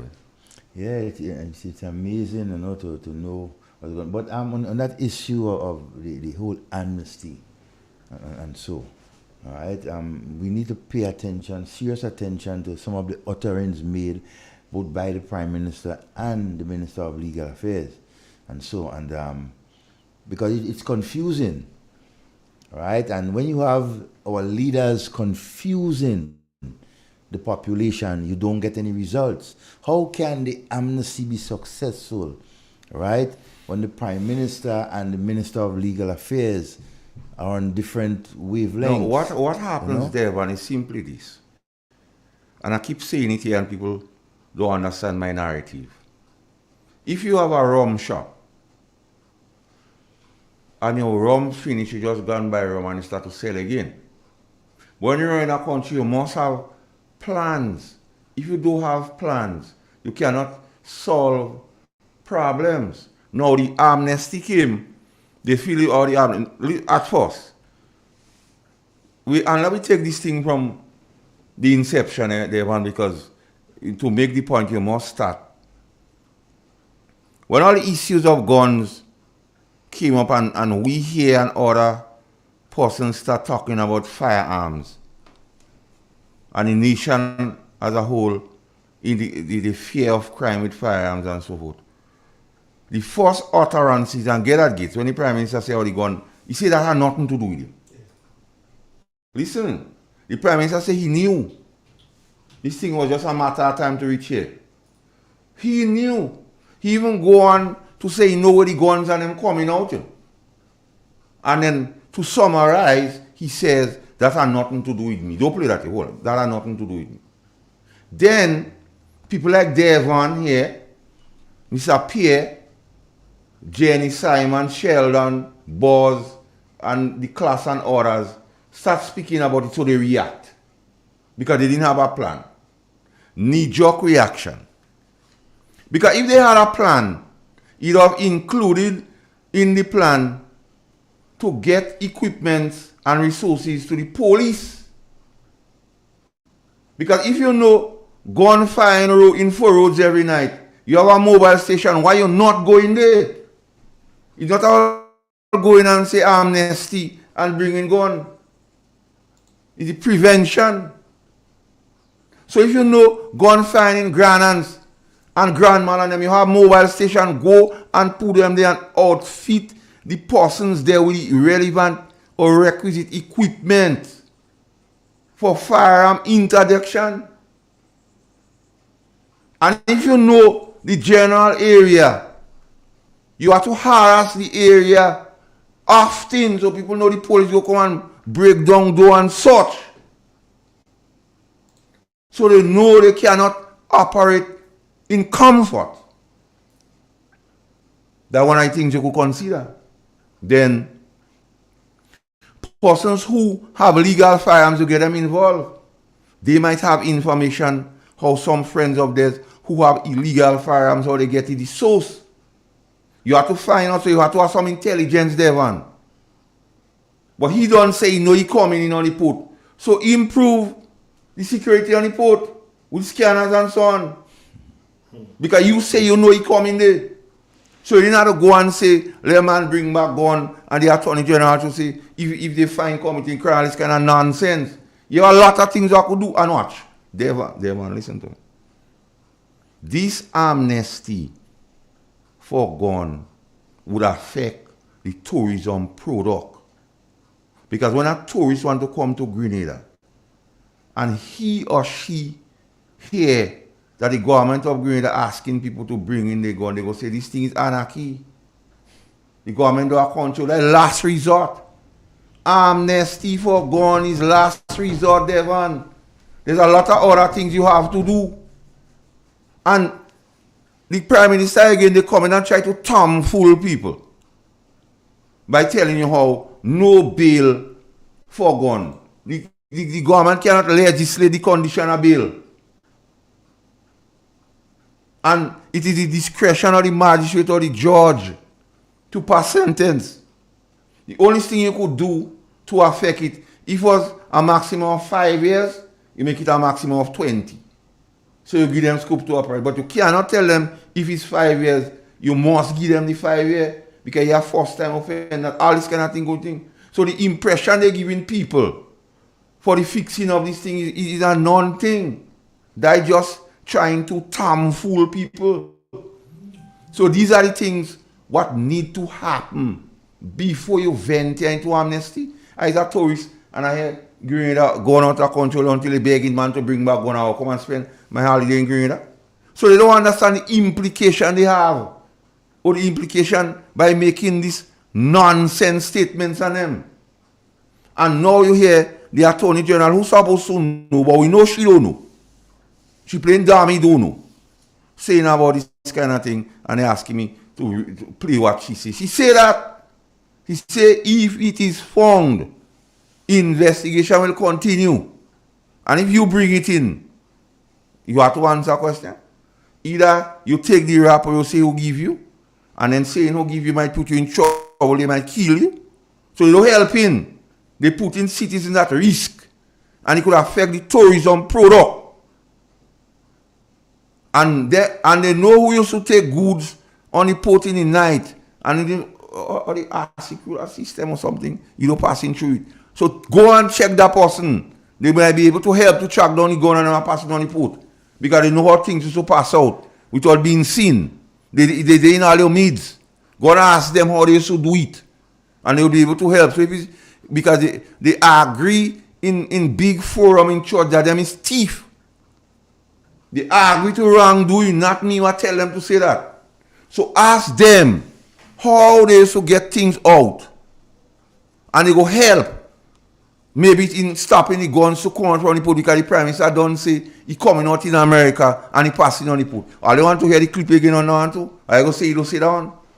So from saying he had nothing to do with him, he tried to come and say the minister could grant amnesty when he already know the commissioner had that powers. And then you hear the Attorney General talking this kind of thing. So they're not in one, they're not in unison. That is why they have to go. They can't govern in the country in peace, but and that one no talking to that one. And the Prime Minister says something instructive in his delivery in the debating. He says some people playing bad man, you know. But I see the same Attorney General in a picture putting up she hand like she a gun and cocking up with tight pants. playing gun dealer, playing bad woman. You know. Talk to her. That's why she come and talk that nonsense about the thing. You see her with hand in air, you had a clip this somewhere then. She and the hatchet man and them. If they drinking and having a time, you have to talk to them too. Don't want to tell they playing bad man and Jamaican. Them is not Jamaican and they with hand in the air like gun, and you're talking about bringing gun now. If they have tell them bring in this force, let them make it a public thing, so let them bring in this force. So they want this thing. When you govern in country, it's not about self. And this thing is not about NDC and NNP. This is about the country. And when tourists or other people hear by the thing they agree that's so grimy, the government asking, begging people to bring back gun. You come in a place like that. Even Trinidad, where you have this thing, you have this thing with gun amnesty in Trinidad. You have interdiction squad. You train people and you give them equipment. I don't know what they go on and fine every night. Go there. Let the police go there and deal with it. The mobile station, I'm going to pack it up there. I'm giving them free advice. I don't have to pay for that. Get the equipment, good bulletproof vests and other things. And give the police. And tell them go in the areas, the hotspot areas. And get back the people who are to transfer, who are to believe is green back. What was good in intelligence. Let it get the intelligence, the houses we have. And go and break down the one thing and look for gun. Talk now grant amnesty and bring gun and we go test it. and all kind of stupidness. First, I don't know. I don't even know what to say. That's the thing out there, man. They don't even know what to say. And they talking about government. And here is the only place where ministers pay double within 2 years. You ever hear that stupidness there, man? Within 2 years, minister pay double. And if you happen to be a parliamentary representative, you get in the next 10,000 this year. So $24,000 for doing what? Nothing. You can't even formulate a policy to deal with firearms. You up in the air and I hear someone in the prime minister says that teacher, what he teaching? Arsonist. Why he teaching? So this thing calls for some fixing, Devon. And if firearm is a problem as we understand, we know by intelligence the areas where it is prevalent. What has been done in that area? What interdiction has been done in those areas, Devon? Is there any increased police patrols? And you cannot just increase patrols without giving the police the equipment. Because I don't want people to stay in the house and kill police in the road. You can't just have them. So you have to, there are a lot of things you have to do. Don't come in and talk this cock and bull on in Parliament. I feel because I the majority I could just do stupidness and talk all kind of nonsense. All you have to do better than that. Bring the police back in the game. Train them if you don't have. And just so you have squads, put a particular squad because you see firearm as a pandemic here. Because if it wasn't so, you're not going to try to make this stupidness in Parliament. So put things in place. You have capable persons within the rank of the Royal Greener Police Force who know. Get them, put a cadre together. Vanny Cohen. I'm calling on you. Because they say he's the only man they can bully up in police headquarters. They say the rest only bending down their head like they money lose. They say only you the human can bully. And Vanny, tell the powers that be. Giving this woman a contract don't making sense. Because I talk about succession planning. When people reach age of retirement, they have to go. And if you want retirees to help, you have to get people with skills. Like Trevor Modest and them. In crime fighting. And I'm sure Trevor will tell you, watch, without going on them flying every night in 4J, put your mobile station up there and get some equipment for the people and curb it. They won't do the stupidness that are going on, and I have a set of retirees you want by the pastor and the king's son and them. They can't offer nothing. All they could offer is to collect $11,000 and try to take advantage on them policemen. I'm kind of stupidness to them and talking about it. Because the government don't get in advice. And Devon, when you listen the debate on the firearm thing on the government side, you realize these people and them did not consult the RGPF at all. Because if they did consult the RGPF, the narrative or discussion would have been different. So they just take it up on their own. None of them are not in law enforcement. They hate police because they used to run them out on police right through. But now they want to come and think and want to take fame and the minister may grant amnesty. The minister, you know, the commissioner had a parity long under the Firearms Act. And there's a lot of things you could do. So you tell them what man don't get in bail. You can't legislate, you can't tell the magistrate don't give him bail. When the magistrate or the judge give them bail, you're going to fight with them then. That can happen, Devon. So you have set a thing they're saying, what you know is nonsense. So you must know. They don't consult the RGPF, or maybe the commissioner authority say that above competence and pay grade. So maybe you don't know too. But Vanny, you know. Vanny, don't let the shitty the fan and you fly in your face too. So if you know counsel them and them into the doing the right thing, and I do speaking here with no hating. My whole criticism here is to help. And you know, if I see you, I go tell you the same thing. They go tell you, I don't run in my mouth on you, I just believe. You see, just how I stuck to Dennis Canal, because I feel Dennis Canal, they treat him as a low-hanging fruit, they run in him out on him. They say they don't want him. They move him from infrastructure and they running him out. They don't tell him why he run, but they're telling people why they move him. So Vanny, I'm talking to you. advise the government of the day. This thing about going with this firearm thing is just chaotic and making people don't know whether here or there. You know, advise them. You must have briefing and you know where the guns and them just firing regular. Why the purpose of the mobile station?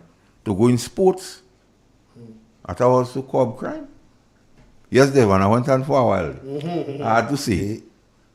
One of the things that I will just add to that is good afternoon to all the members of the Royal Grenada Police Force. Continue to do an excellent job that you're doing. My comment on this whole thing, when I conclude it, is that the Prime Minister and even the Minister of Legal Affairs continue to look down on the ability of our police officers, because that amnesty to me is making no sense. You have competent, trained police officers who know what they're about. Grenada don't have 2,000 or 3,000 guns running loose about the place. There is one or two hot spots in our country that you find those nonsense going on, right? The police officers of this country are capable. They have the intelligence, they have the information, and they know how to get it done. But are you giving them that opportunity to do it? Instead of you giving an opportunity, you went and come out with an amnesty. An amnesty for what? Right? You basically, as Master Carl said, telling the nation or the world that Grenada has a crime, a serious gun problem, when that issue could be easily and professionally tackled by the members of the Royal Grenada Police Force. They are trained to do that. Give them the opportunity, let them do their job. But then again, it is another effort to continue to destroy the Royal Grenada Police Force. We have seen it, right? It has been said all over that the police force is an NNP police force. And them NDC and them, that's what they're saying. Oh, only NNP police officers here inside there. You have to move them, you have to do this. And no wonder why the Prime Minister would come and talk about there is no succession plan in the police force, which is so brutal to the police organization, right? Making them look as a bunch of incompetent persons. When these guys are professional, been trained for a number of years, but yet you continue to look down at them. These are things that we must stop, and we must not let our leaders continue to malign and to discard the ability of our professionals within our country. The police is one basic example of how they are being treated. I agree with. You don't know calls? No. So, let's get into some clips. Ready for a minute? Yeah. An NDC government will put an end to contract workers in the public service as soon as it takes office. There is no need for a parallel public service in Grenada. All workers will be given permanent status. An NDC government will bring an end to the many sufferings, the bad roads, the lack of opportunity, the poor health care, the high unemployment, the neglect of basic human needs, the increase of poverty level throughout the rural areas in Grenada, the handout mentality that has kept our people in permanent dependency mode and poverty, the fear that is instilled in our young people that if you chose not to support the NNP, they will not eat the food. This is a disgusting policy of the NNP.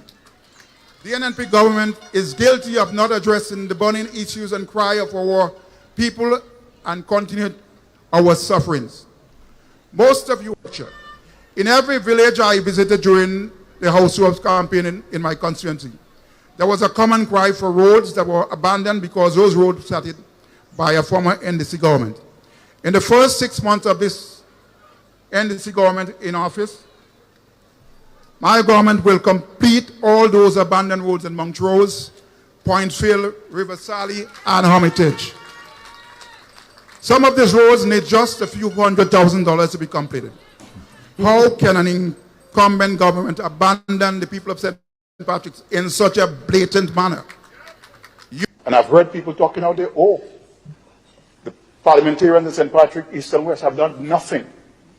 Now, I don't know where they expect the government to get the money for to fix a road in 3 months' time. Hebrews 12, 6 and 7. For whom the Lord loves, he chastens and scourges every son whom he receives. If you endure chastening, God deals with you as with sons. For what son is there whom a father does not chasten? So, I love you, Dennis, so I go chasten you. The only reason why I do that is because I love you. Wally. Dennis, you of all persons, because of your resume, knew when you say everybody will be made permanent, you knew that was a lie. I need you to come to the nation and tell them what. I was looking for votes. And as Ron say, when man nice, he don't say anything. So, redeem yourself by telling the nation you did just say anything. They go forgive you because they realize what's going on. They realize everybody against you. You're standing against the rest. So now is the best time, Dennis, to come out and tell the nation you lie because you just want votes. So you say that. Secondly, Dennis, you talk about the roads and so on. And you give the people timeline. You say in 3 months. So, Dennis, now it's 18 months or more. The people still waiting on you. And you ask a particular question, Dennis, but I wouldn't answer you. I will let Lennox and you answer you and I'll deal with it. Let me hear Lennox.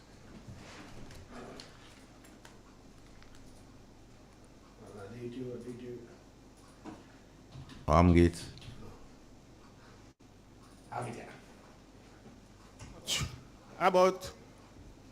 About empty treasury. We in the NDC, we have the exposure.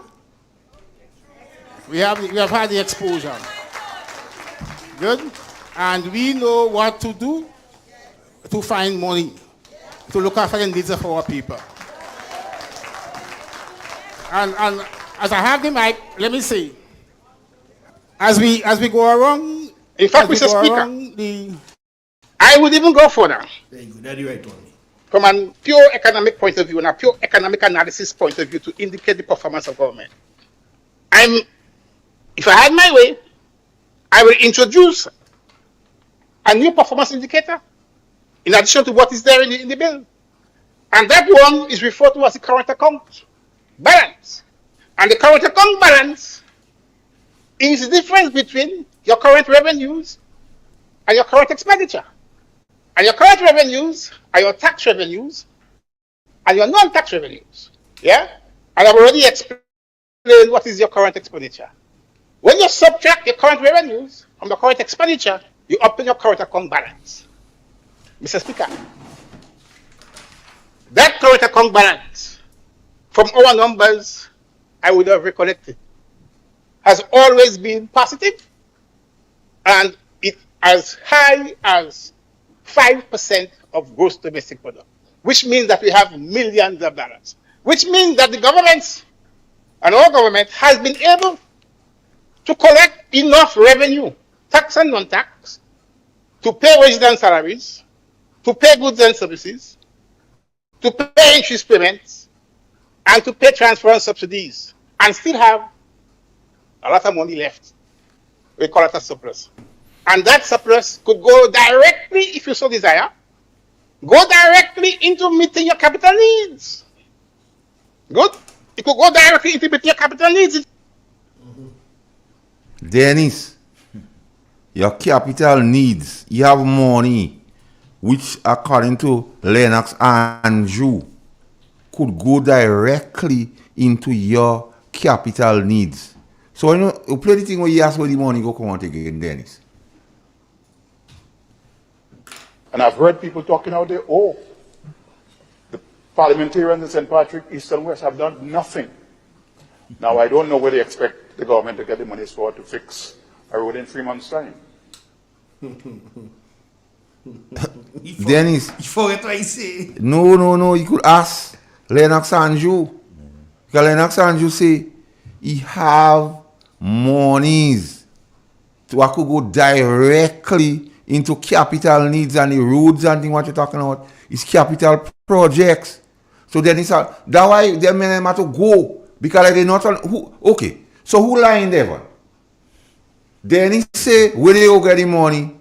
Lennox Anjou say you have a lot of money to do that. Somebody don't speak in the truth. Well, they basically Bamaga and the Grenadian people. That their words, they're not mining. The Bamaga. Play that 2 clip again for people to hear. Dennis Santos. Play Dennis one. In fact, Mr. Speaker, And I've heard people talking out there, oh, the parliamentarians in St. Patrick, East and West have done nothing. Now, I don't know where they expect the government to get the money for to fix a road in 3 months' time. in fact, Mr. Speaker, I would even go further. From a pure economic point of view and a pure economic analysis point of view to indicate the performance of government. If I had my way, I will introduce a new performance indicator in addition to what is there in the bill. And that one is referred to as the current account balance. And the current account balance is the difference between your current revenues and your current expenditure. And your current revenues are your tax revenues and your non-tax revenues. Yeah? And I've already explained what is your current expenditure. When you subtract your current revenues from the current expenditure, you obtain your current account balance. Mr. Speaker,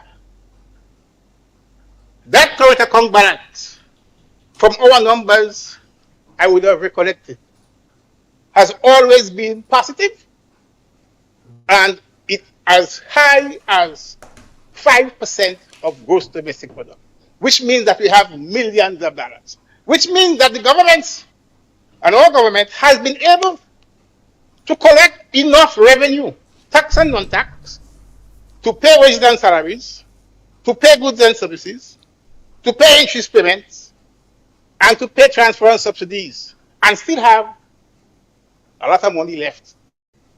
We call it a surplus. And that surplus could go directly, if you so desire, go directly into meeting your capital needs. Good? It could go directly into meeting your capital needs. Yeah, what? Well, you heard it. Yeah. Somebody don't speak any truth. Well, there's between me and you, Yeah. they're speaking the truth, you know. Both of them. Figure it out. They're speaking the truth. Right? Because Dennis is saying, Dennis made a statement early. He's saying that we expect us to get money and whatever. And so let me ask you one question before you go. Where Andy getting his? I'm going to tell you. You understand? At the same time, the Minister of Agriculture, Mr. Andrews, is saying we have a lot of money. We know where to find it. Yeah. Okay? Surplus. Right, surplus. But what are they doing with that lot of money? As you mentioned earlier, you saw the 100% increase on ministers' salaries. Right? You see you've seen the signs. You see the millions of dollars that they are giving people in the development bank illegally. Right? So when Mr. Cornwall said they didn't have no money, it's because the money is being channeled somewhere else for their personal doings and not for the people. So they're both telling the truth. In a crazy way, they are both telling the truth. But our different school are taught on that, Of course. Because they're treating Dennis kind of like low-hanging fruits, they don't give him but Andy getting. Because every day, you see Andy put up a new photo of something done in the constituency. How come that cannot happen with Dennis when Lennox Andrews say, well, we have surplus. We have surplus for capital needs. And what Dennis promised the people in 3 months was capital. I just don't know. You see, they're so confuffle and so disorganized right now. They want to have a question for you. Somebody tell me to ask you if you know anything about the state vehicle that is bounced by the church. What is the situation in that vehicle? Well, we have not heard anything about that. At one point in time, I was hearing that that vehicle was either sold or something like. I mean, I don't want to sit here and speculate, but so much of things is going on here and is unanswered. Since after that accident, we have not heard nothing of that state vehicle. Nothing whatsoever. But chatter on the street want to know why the state vehicle at Bunks has not been fixed since then. The chatter want to know why the vehicle is outside in the element, not even a garage, not covered. The chatter on the street want to know the vehicle in which the Prime Minister does use now for state business, who it's for, and if they rent it, and how much is the rent. That's the chatter on the street want to know. Well, we need to do some investigation. I need to do some more investigation. The receipt there right here? Yeah. The receipt there right here. And the receipt right here, so. I just already. I want them to doubt, and then I'll present the receipt. Look at the receipt right here, so. Because what is going on? How you could have the state car out in the element, you don't cover in it. You don't fix in it. And the one you're using for state business now, who it for? The rental one. Who you renting it for? Your friend? Your colleague? Your brother? Your sister? Why are you doing things? Something that the from the Prime Minister, what has been going on is that they are trying to erase a lot of things associated with the former government. Right? Look at, for example, the living quarters of the Prime Minister, and I will continue to speak of that. The Prime Minister is paying more than $20,000 for rent when there is a state house provided for him. Even if it needed renovation, whatever needs to be done, you need to redesign it and everything. Do like the White House. Do it. Mm-hmm. Right? Because in 20 months, paying $20,000 a month, and I wonder who's the landlord. You know how much hundreds of thousands of dollars has been spent for rent? I tell you, anytime you go in Carriacou, passing Larry stand, ask that question. Well, I'll be visiting Carriacou very soon. And I will definitely do some deep sea diving. And I'll go into the minister too, you know. So when these things come up, and you start to wonder, I mean, think about what the Prime Minister in particular is doing right in front of your eyes. He is not paying, he is paying rent. Based on what a child on the street, they say it could be to either to himself or somebody else close to him. Now when you go to Larry's stand, you go find out. You know, I mean, and these are the things that Grenadians need to pay attention to. Right? We cannot afford to let these guys get away with this sort of irresponsible behavior. Giving away the government money through Development Bank.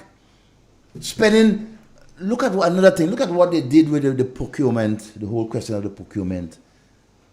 And so when you have to bid, and they move it from 15,000 to 100,000, that has opened this country to widespread corruption. Because anybody, any minister with his directive or his or her directive could direct the PS or whoever in a particular ministry to give a contract worth $90,000 to a particular person and no questions asked. Is that the kind of accountability and transparency that we have in this country? Is that the kind of thing that government we have here and people still saying, give them a chance, they're young? By the time they get old, green eye, no money? Huh? By the time they get mature, Grenada has no money to spend. Because from the word go, they started to destroy all the social programs that were put in place, right, for the most vulnerable of our people. Look at what they did with the houses. And Minister Telesford, you had the audacity to come on radio or to the nation in Parliament and talk about government partner with the Chinese and put $4.5 million worth of fixtures. hey, you're the government, you need to do what you need to do, but stop making excuses for selling the people's house. These houses were given as gifts to the people of Grenada by the people and government of China. And irrespective of how much money that you put as a government, right, to uplift it, it is still free for the most vulnerable of our people. But instead, you know, the money hungry, government that you are, you decide to sell it. Sell it to the highest bidder. And there are people out there who still need a house.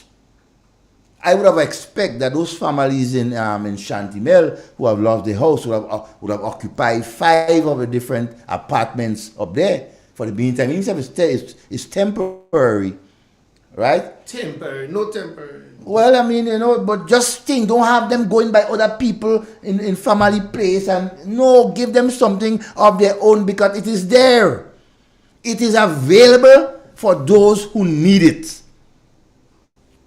Give it to them. Case closed. And if later on you want to help them do something else with the property that they have, if the land is theirs and they want to rebuild, fine. But at this point in time, it is your duty to give those apartments to those fire victims to live in for the time being, and stop pussyfooting with what belongs to the people.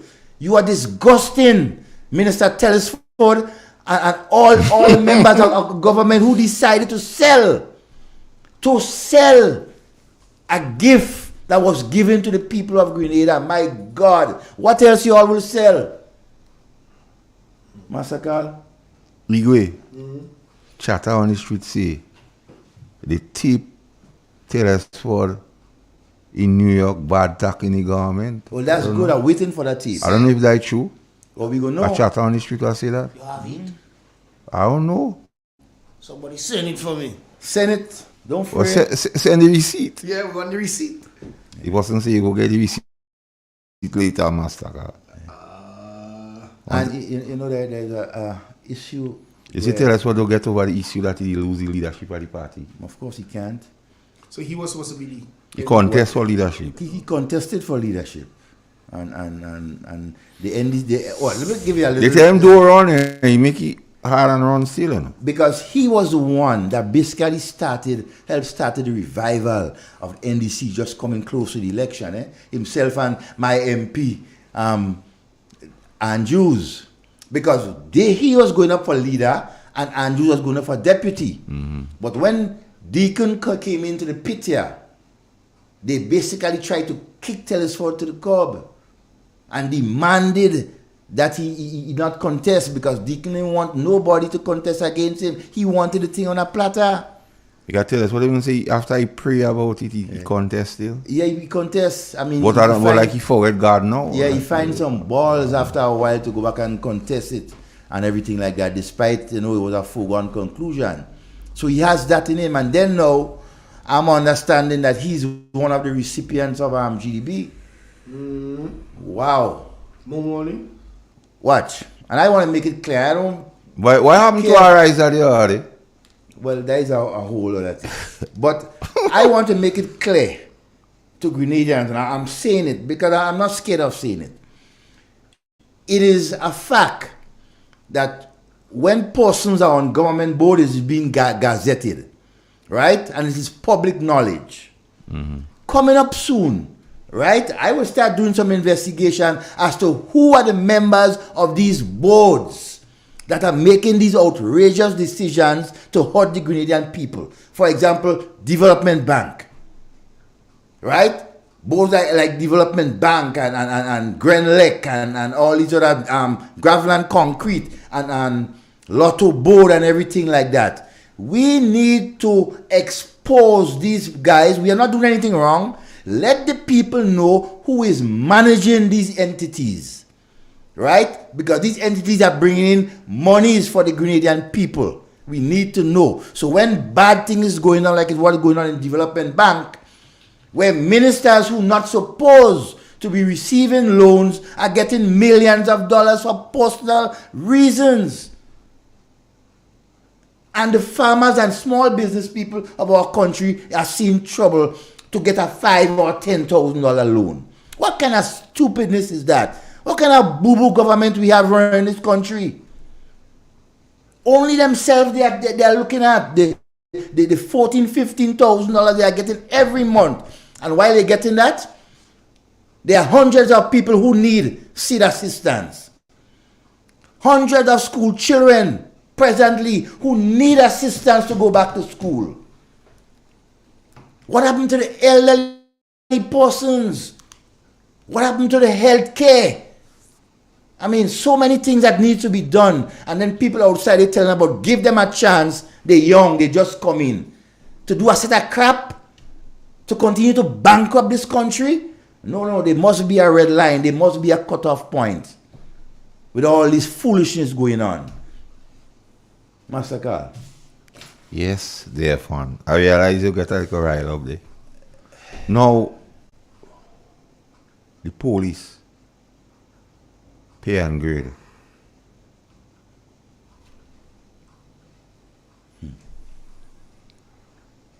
The Prime Minister made the police a topical issue in the election. He promised them heaven, he promised them streets of Jasper, he promised them Paulie Gates, he promised them milk, he promised them honey, tell them they don't have to mind bees and see after cow. And with a stroke of the pen, With a stroke of the pen. No. The pay and grade stick. So, if you don't have the money, like you say, make all the allowances that the police getting, make it pensionable. We really like them. So all allowances now, make it pensionable. I'm giving them free advice and doesn't watch face because if we satisfy the police, they go keep better security at the state. Exactly. So call them in and tell them what all the allowances are going to make them pensionable. Can you promise? Yeah. Like that even if you can't give them, you can't give them now, the cash now. So they know when they go, Yeah. they have a better pension to get. They have a better pension to get. Are you talking about pension reform? So I hope you consider that. Master Carl, a question. Yes. Someone on the street asked me to throw it out there. What is going on with that 100 million US that this present government borrowed from, I think it's the Kingdom of Saudi Arabia? Saudi Arabia? Mm-hmm. Have we heard or see any sort of infrastructure development, from any They say a lot of it inputs? they say a lot of it was for grants and the coinage and so on, but my argument was, you see, in 20 years' time, things would happen. There were things happening in Sotes right now. And the same environment, same green thing. But we don't know about that money. We don't know if somebody take it. That's why one of the man say, they might have to build the jail bigger. Yeah. Corruption don't have statute date. It don't have no statute date. See, and it's a serious thing. Understand? And Brother Ron, don't get yourself involved further. We understand what this thing, but don't get yourself further. You're young, right? You have a bright future ahead of you. Hold your head up high, brother. Hold your head up high. That's just a friendly advice from one brother to the next. Yeah, your brother. Yes, that's my brother from another mother. I like that. Yes. I like that. Good afternoon and welcome. Hello. Good afternoon. I will start. I probably can't take the heat. Because we have to continue to advocate our people to pay attention to the dealings of this government. Do not, at no point in time, put your guard down. Listen to them. Pay attention to their doings. Right? We hear contract is being given to one person, and because that person family might be voted green, and so they take back the contract after it. I mean, what kind of nonsense going on in this country? And it happened in my parish, St. Andrews. What is going on? Huh? I mean, God help us. That we have a group of politicians who, at this point in time, are not willing to take no advice. Instead, when persons criticize and say things about the government, which is correct, they send out their goons out there on social media and so to chastise and to call people all sorts of derogatory names just to deter them from making comments of what is wrong with our country. But you know what? All they climbing up the wrong tree. It's a good tree that all they have to climb for me. Come. You understand? It's about time that we put them in their place and let them know that we are watching. And we will continue to watch them, pay attention to their doings, and we will take action as a people. We will not allow them to get away with the foolishness that they are getting on with. Raping this country's money from the treasury for their own personal needs. And we sit here as a people, right? Muting our mouth and saying nothing as if it's not wrong. I'm going to talk about it. Who wants to join, then they welcome. But as long as wrongdoing is going on, we talking because this is what I'm coming and let me look at it. Yeah? You increase the size of government because you make Ministry of MIT. That's a brand new ministry. And as far as I understand, Monge has a ministry because you have a PS and everything. Yes, Monge you make government bigger, so you have to spend more monies.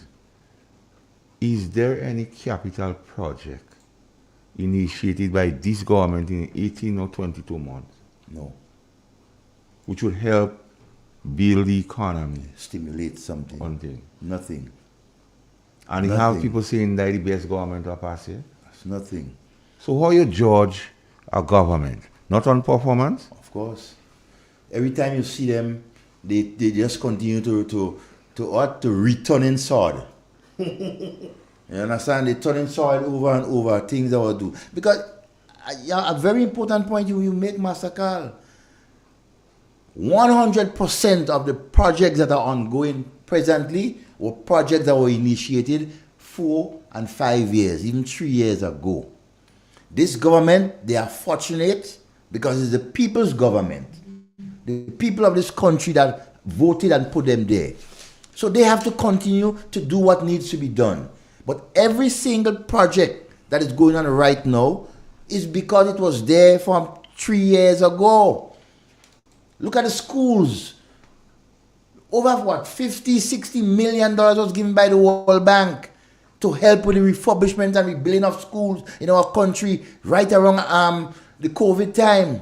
And it was being used. So when I see these government ministers presently taking all the praise and everything and not even mentioning the persons who are involved, right, in getting those projects on stream in the first place, I wonder if I'm living in Grenada. I'm wondering because we continue to just segregate. Government is continuum. If a project is there and it's good for the people of this country, continue it.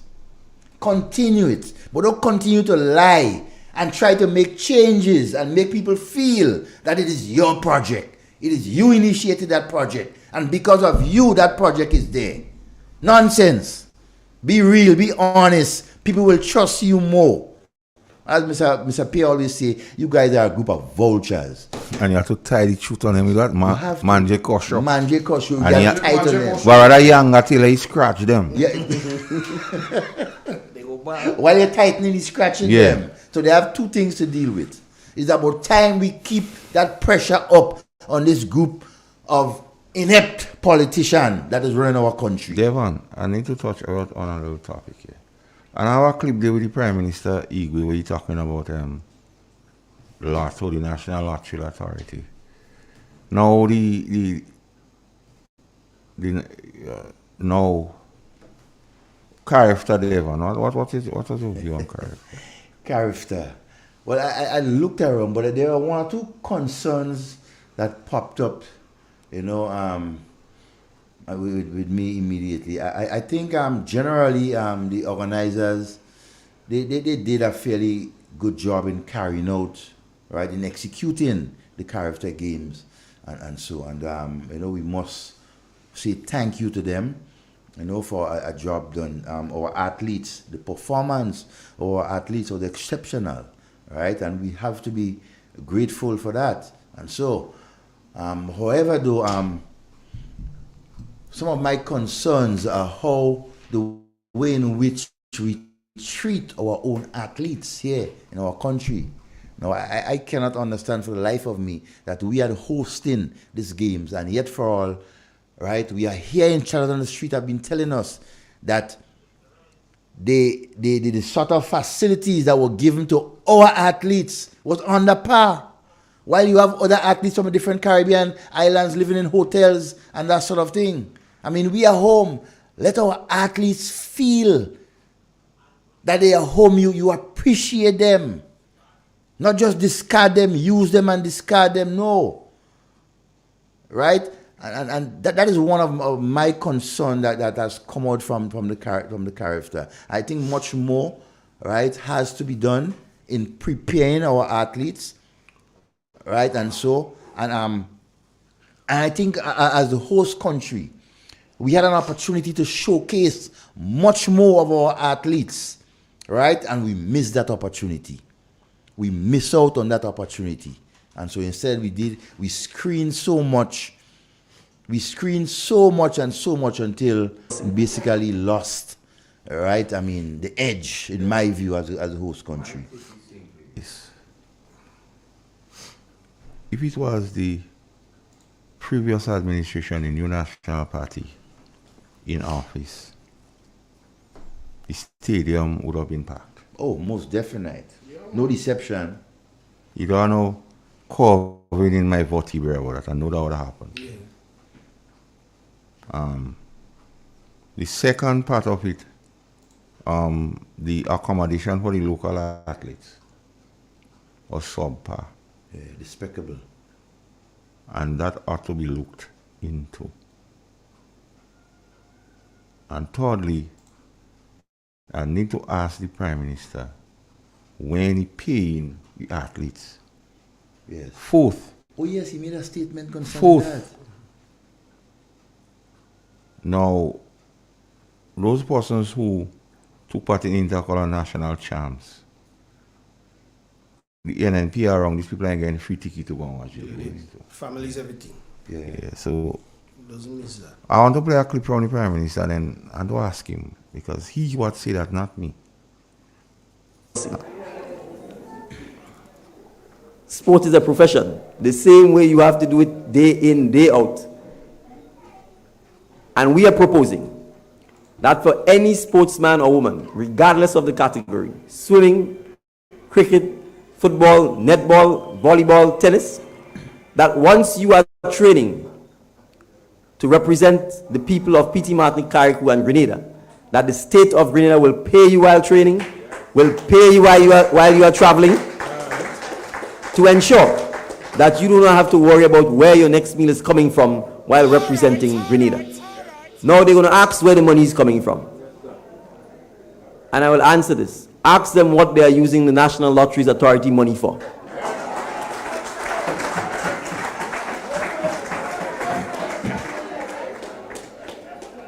So we are not talking development of sports and culture, we will do it.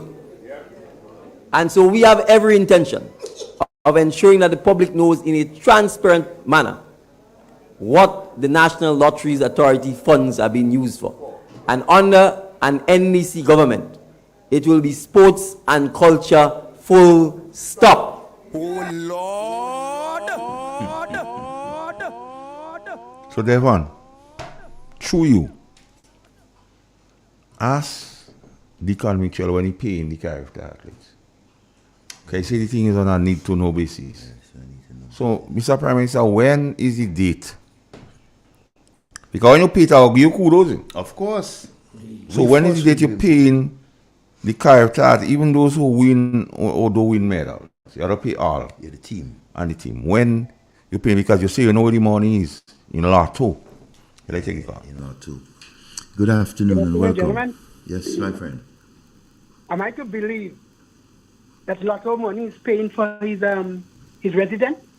I don't know. It is You don't possible. It is possible. We have to find out. Yeah, we will. What are they doing? Because he asked, what are they doing? National Lottery Authority money, Yeah. Everything is fair game right now for us when it comes to this government and money. No, but when I say what I say, it doesn't go down well with you. But I know how to do, what to do, when to do. We go talk in private about that. Private? They want private is when you go in and kill ants and termites, man. Oh, God, no. Not God. No. When you're killing ants, it's not God. When you go in and kill termites, you're killing termites. You know what you're killing them for. You know what is a termite, right? Of course. When they start, if you don't get the root, they take advantage of you. Have a good afternoon, man. Okay, my friend. And as I say, we have to continue to put these guys to the test. Right? We have to keep on exposing them. Right? On their wicked ways. Because from the time they have come in, these guys have directed all the anger, all the anger that they have stayed out of office for. Somebody say as Django. As a party, they come and they direct that anger straight to the Grenadian people. You know? So in other words, restorative justice, vengeance on the most vulnerable of our people. Should we? Ask Django. Ask him for yourself. You know, the most, and I keep on, I cannot forgive this government for it's been said. You know, and it's just wickedness and more wickedness and more wickedness for the Grenadian people. And some of us, and I'm warning you, keep sitting down there and close your mouth. And when things going wrong, and leave them there. And the only day they just day the young. Keep on saying that foolishness. And one day you go end up really with that government that you deserve, you know. All for now, we have hope. Devon, on this radio station here, we warn the people. We say, if you don't speak up, when your turn comes, there's nobody to speak for you. Yeah. So, you just talk about it earlier, and the priest, they didn't also say nothing. He say something now, they come for him, he don't have nobody to speak for him. He don't have nobody to speak for him. They didn't also speak for him. Even me who empathizing with him, you don't have nobody to speak for them. You see, and that is, and again, when it comes to the whole question of church. Gates, I find you have something from Adrian Thomas, the aeroplane for me. Mm-hmm. Yes. Adrian Thomas. Adrian Thomas is the man that led the he does wear glasses. No man, Adrian doesn't wear glasses. Adrian Adrian Thomas. And see Adrian does wear glasses. That's the man that Adrian does wear glasses. Yeah, led the barrage. What are you talking about with patrimony? Yeah. Against 6 cents. Let me please. That one? Once the money is available, we'll give it to who is in need of it. Sorry. Once the money is available, we'll give it to who is in need of it. But I'm going to tell you, I will not thief. I will not sell my country. I will not sell my birthright. I will not sell my patrimony. I will not give away my passports. Mm-hmm. Wow. He's not an agent, right? No. Oh, he's not an agent yet? We don't know. Maybe he's not an agent on the face of it. Okay. No, because this whole CBI thing. But we don't hear Clifford for it. What happened to Clifford? Yeah, Clifford just listening and paying attention. Thinking about what to call and see. Because Kami, I don't hear you. The Hermitage. The agricultural state in our What do you country want? is You know Hermitage again? She know who when I say Hermitage, and my next Hermitage partner, where are you? I don't hear all you at all. Look, the whole question one program nice the man doesn't call it. Of agriculture. I want to touch a little bit on agriculture. Yeah, do that. It's been almost 15 months now and counting that this present government had dissolved marketing board. They have given the farmers no option in how to market their produce. The Prime Minister, in about 2 or 3 occasions, continue to lie to the Grenadian people and tell them, give them a particular date by so and so and by so and so. And up to now, we cannot see marketing board has been revitalized to support the farmers. What is going on? Let's take that call. Good afternoon and welcome. Good afternoon, gentlemen. Yes, my friend. I don't want to touch agriculture, I expect. Good afternoon, Clifford. Good afternoon. How are you all? Well, we good. Nice to hear you today. Well, I've given Mr. Carl the little piece on agriculture already, and he tell me he had to speak on it, but Friday I went to St. George's, so I didn't know if he spoke on it or what. But I did tell him that we're hearing a lot of talk in agriculture, but I'm not seeing any action. And we're hearing now that cocoa can find a good price, but the state of Grenada cocoa is in a very dilapidated condition.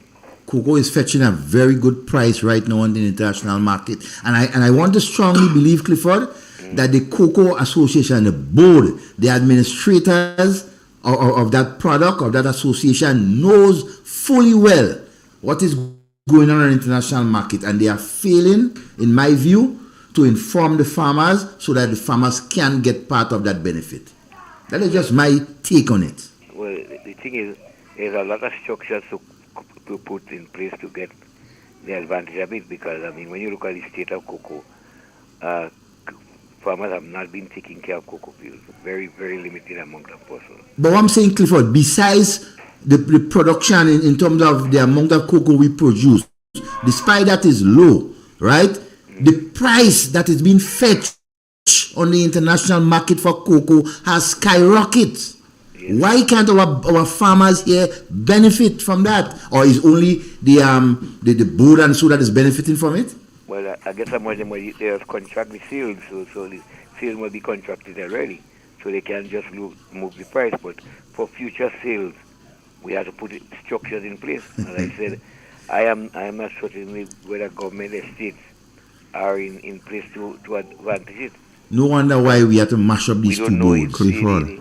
We have to mash up these two boards and put a better board. We have to put. Mash up the board. What happening? Clifford. You mash up the board. You mash up Clifford. And Clifford. A friend of mine was studying, and he had to do one chocolate for one of his theses. And he said he went to, I think it's Nestle, one of the big chocolate companies. And they tell him the same thing that they've also in Grenada. Cocoa is used to flavor the other cocos. Yeah, we know that. Then after a while, he came here.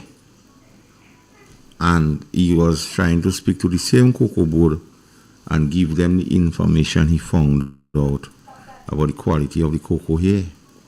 And how they could benefit maybe as the same thing as the sales or the price go up. And he said he was directed to a middleman in Miami. Wow. A middleman. So the middleman is the one who makes the profit. The middleman gives the board. So skyrocketing on the international market is not guaranteed. This is what the argument the middleman has with the cocoa board here. So price on the open market is not a prerequisite to farmers go get more. Only in Grenada happening. The thing is, even though you change the board, what you get in the same thing. The Prime Minister changed the NIS board. Watch, Clifford. What do you call it board? What you get? You know what you need to do with the Cocoa and the Nutmeg Association board, and we keep pussyfooting around these two boards. These two boards need to be one board with hold on, Clifford, with responsibility, right, of taking care of these two products. These two boards are about the two oldest boards, commodity boards we have in this country, and yet for all, they are the board that is failing the most. Something is wrong. But that has been talked about since Adam was a little boy. So let's do it. Well, yeah, but is it been done? Are you going to be done? Every government that come in for, I know that Mr. Tillman Thomas had agreed for the joining of cocoa and nutmeg, you know. That didn't happen yet.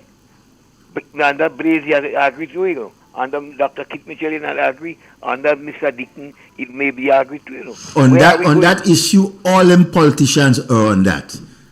They know what a grain of salt. All those politicians who came in, who run Grenada and rule Grenada, when it comes to the cocoa and nutmeg associations and how it is being run, they are cowards to face them and do something about it. The McLean board was temporarily closed, you know. It was supposed to be temporarily closed.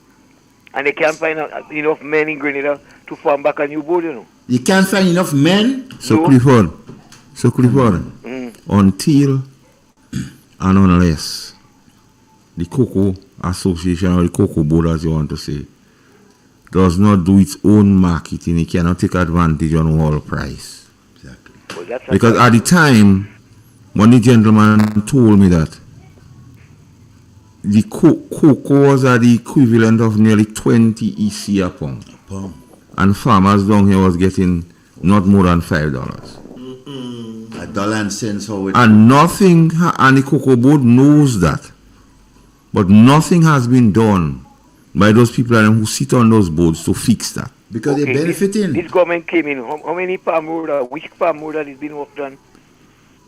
Then you see, they hear Mr. Conrad talk about it money, what to say you have a lot. So I'm saying it's a lot of talk, but we haven't seen any action. Grandpa Estate right in the back of me, you know, well, Cliff. Look at Grandpa Estate, look at what they say. That's the first estate they're going to plant weed. Now they say that the hub. Grandpa Estate will be the hub. Grandpa Estate will be used to teach other estates and other farmers how to weed planting on other estate already, because the Prime Minister they on those estates taking out picture by weed tree. The Prime Minister was in an other estate taking out picture by weed tree. Posing by it. He stand up by a weed tree in an other estate, not Grambra. Not Grambra. Popular people still at their foot. They have some support there. If we don't have a strong opposition to fight them, we have a lot of fight. Believe it. Well, we have to be prepared to fight. Because these fellas, they're making runs, but they're in the wicket. They blocking. How you call it? They poking. Yeah, they're in the wicket. They're making runs. Because the money good, Cliff. Yeah. The umpire might call off the match and you know. Watch. Those umpires and them not giving those guys out LBW. So they stand up in the center of the wicket and they're only poking, blocking, because you have, umpires and them are, right? For the longest time I haven't heard Brother Tillman name calling. For the longest time I haven't heard Brother Naz's name calling. These guys are irrelevant. Well, these were supposed to be the umpires. And they don't leave the match playing, you know. The match playing around them? Yeah, they don't leave the match playing. So you see, that's the problem we face. So the smaller people will show their support back there again. We need to.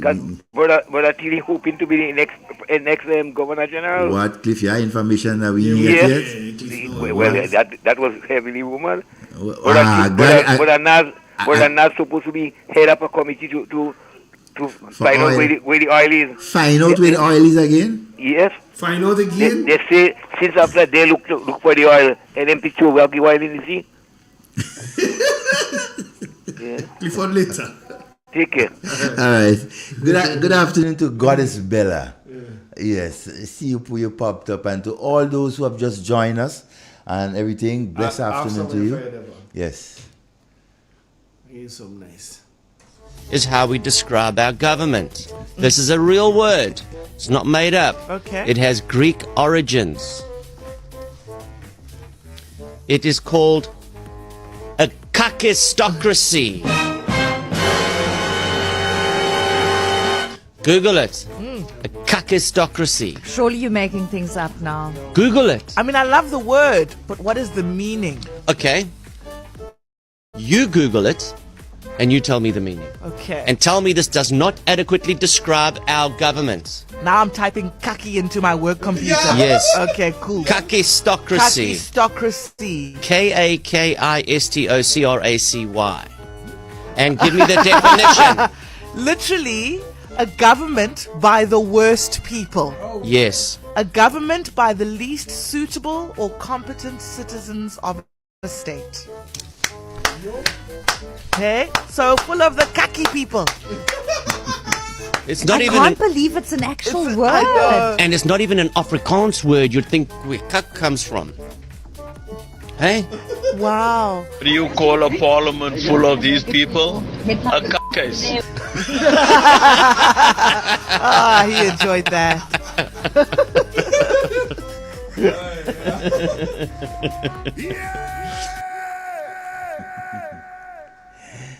You know, the nation's schools will be back out tomorrow, please the Lord. Yeah.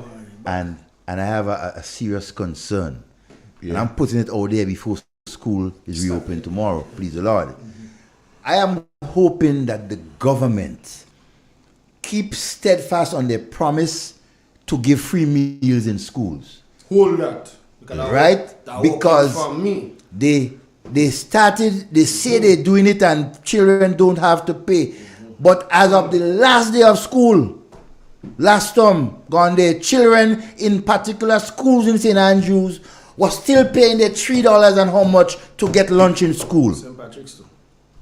What is going on? What is wrong with you guys? Huh? Continue to come and lie and mislead Ghanaian people. Telling them one thing and another thing. I mean, come on. These programs were put there to support those who cannot every day afford to give their child something to go to school. Why are you guys so wicked and evil when it comes to the most vulnerable of our country, in our country? The young people you want to destroy. The elderly people, you take a tone on them. The vulnerable people, you're taking away everything from them. The houses and all. Let's take that call. Good afternoon and welcome. Hello? Hello? Yeah, and I'm very much discussed about how this group of vultures are treating the average Grenadian. And some of us sit down here and say nothing. But when persons like me and others talk, all they're quick to stay in all the quarters and say all kind of thing. I mean, let's take that call. Good afternoon and welcome. Yeah, let me give a little piece about this food program. This food program for schools. I was working with the schools at St. and St. Mark's. Over 8 schools. To date, I don't think, I'm saying again, I don't think that the workers are they getting anything from any of the school gardens right now. That collapse? So, yes. It's collapsed since last year. So nobody's really prepared anything. You have land. We used to cut over 2-3 bunches of banana every week in the school in Guelph, the RC school in Guelph. We used to have other things in other schools and them. None of the schools and them have anything producing now to assist with the children in the school.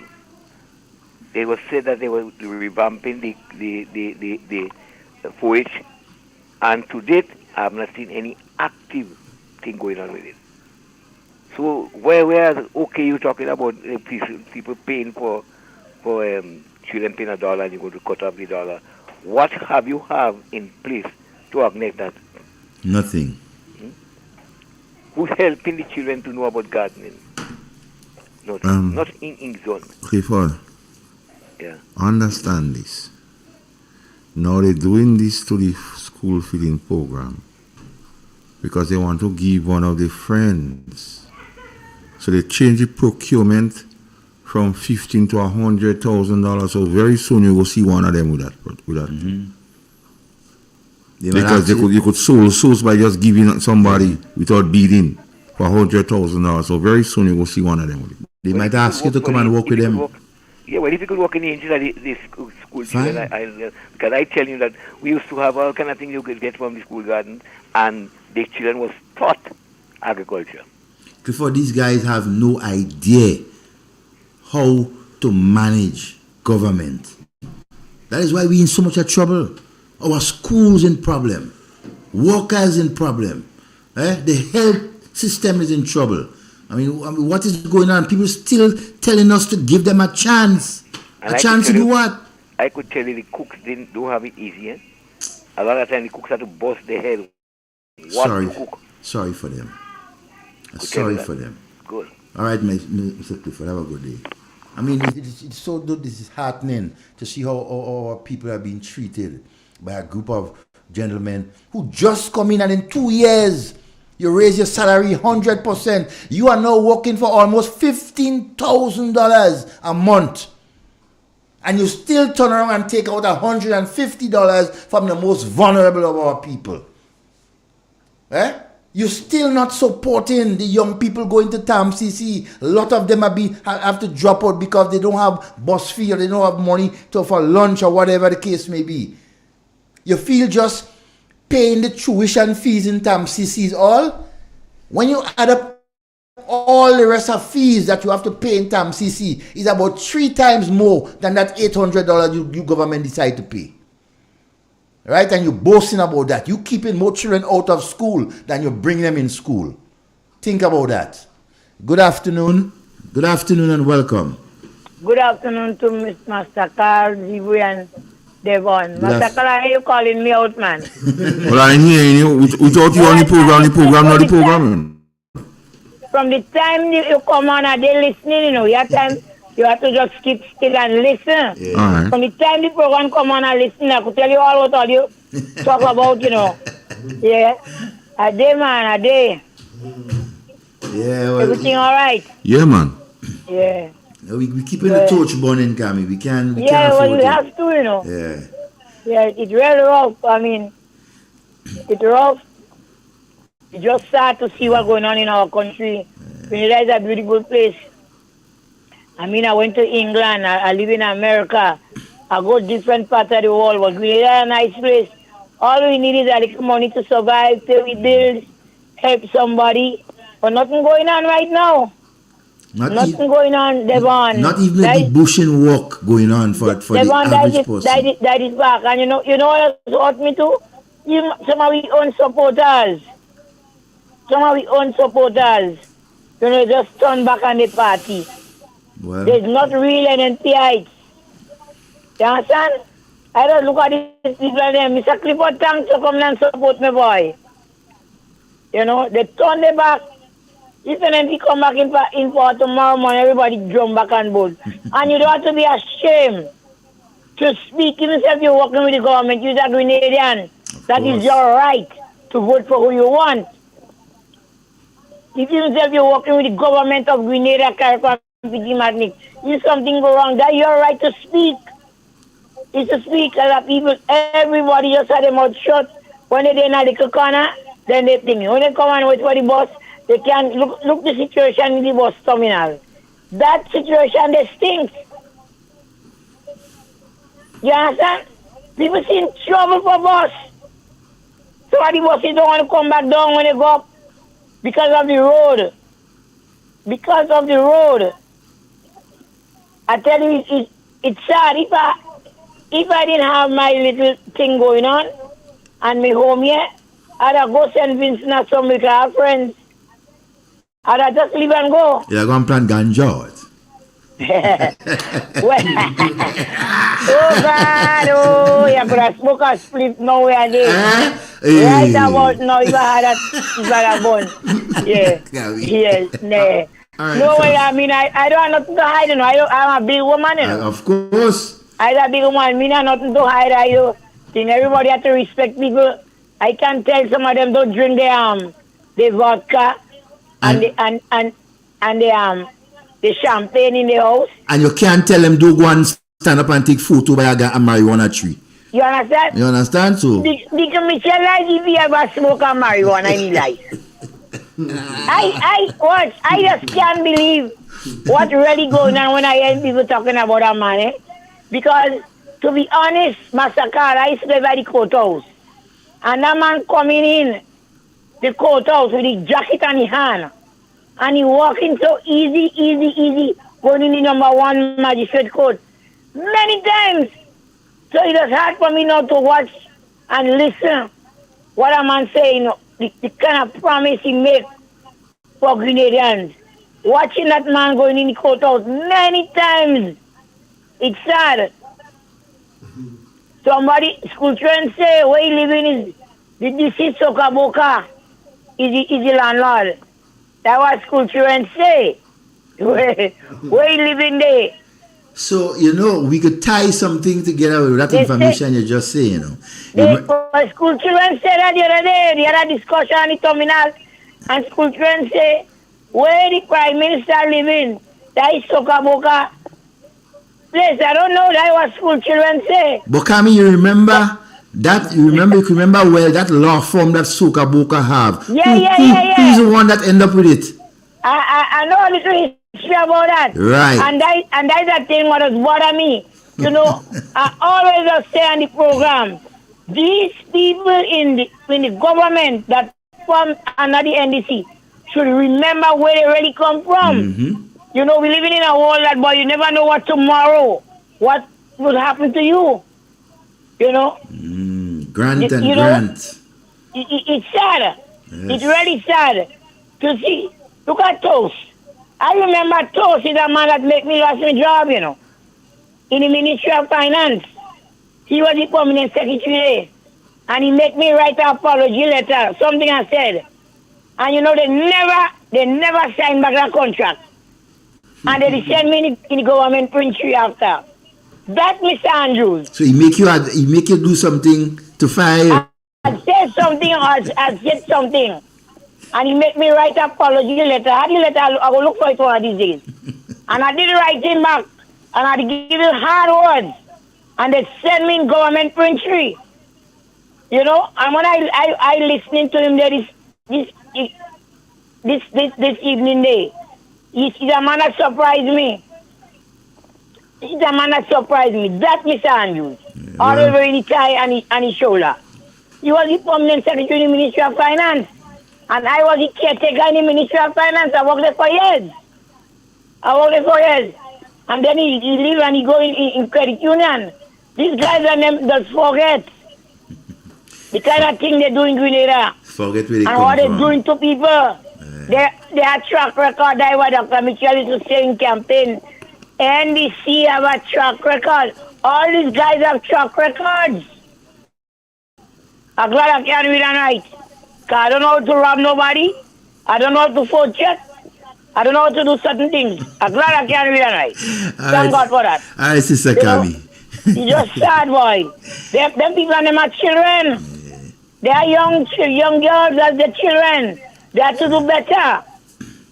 Yes, you have a good evening, Grenada. All right, darling. Patty, Take care. good afternoon, Patty. Good evening. And Mr. Watts. It's hard, girl. It's hard. It's rough. All right, take care. Have a good evening. All right, darling. So I was walking through Grenville, and I met a couple of fellas. They say what? They're from the St. Andrews Football League, SAFL. And they didn't talking too nice about your representative, Mr. Andrew. Well, I don't expect them. They say Mr. Andrew asked them to put together something called sponsorship from the NLA. You see, NLA have a lot of money. You know, everything is a lot of money. Keep me tell you a lot of money. They have a lot of money. They have surplus. NLA a lot of money. You see, after drafting the plan, you see, they invite him to a meeting to be present of the plan. To only hear him say to them, watch, the funds, you don't have more funds, you know, and the organization is a very old organization. So then they say, nah. So he was the one that tell them NATO have plenty money and for sponsorship from NATO. And watch, and between me and you about Lotto, Mr. Masakal, just for your information, you know the chairman and deputy chairman are both St. Andrews men, right? Yeah. Right? So they ask him to get a place to call the house or to have meetings and so on. He tell them to go and take the building in progress back when he know the building Paradise using the building already, you know. He tell them the government is government property and kid don't have no authority to give anybody. So he's trying to cause confusion between SAFL and Paradise. I don't know if that's true, but I hear they talking about that. So if they're saying that, Mr. Andrew, fix it. Yeah, fix it. Fix it, boss. You my MP, and you know I like to hear nothing bad about you. We cool. But you have to fix it. Don't send them to go and fight with Paradise FC for building. Fix it. Stop it. Talk to the chairman and deputy chairman of the Lotto board, which is Mr. William Baptiste and Mr. Sylvester Qualis. That is public knowledge. Yes, that's public knowledge. Talk to them. They both St. Andrews men. And say Qualo is a nice man? A very nice man. Mr. Baptiste too. They're two good men. I don't know of Mr. Baptiste. And two men who like sports. Right? They will help and contribute. So fix it, boss. I mean, you don't treat a section of St. Andrews like stepchildren. Right? Do something better than that. Please. Right, take it. Good afternoon and welcome. Devon. Yes, my dear. Yes. When? Oh, remember, you have two Andrews that run, eh? Lennox win his, and the next one didn't win. The one that came up against Sister Emma, he didn't win. He got a good curtail. No, Andrews, the one that's the Minister of Agriculture, he's the one that wins seat. Lennox Andrews. Okay. The one that is the Minister of Education is the one that didn't win his seat. I only hear you talking stupidness like Kennedy. That's not like, you know. No stupidness. How the health center going in Hermitage? Yeah, they come with a allowance though. We don't see nobody outside again. Okay, well that's good. That's good news. And what? They patch up the hole where the bat does go in. Oh God. They patch up the hole so the bat can go in again. And they bring a dough, leftovers dough. They take it out where they take it out, and they come and they patch it in Hermitage. Like Hermitage is nowhere Rian.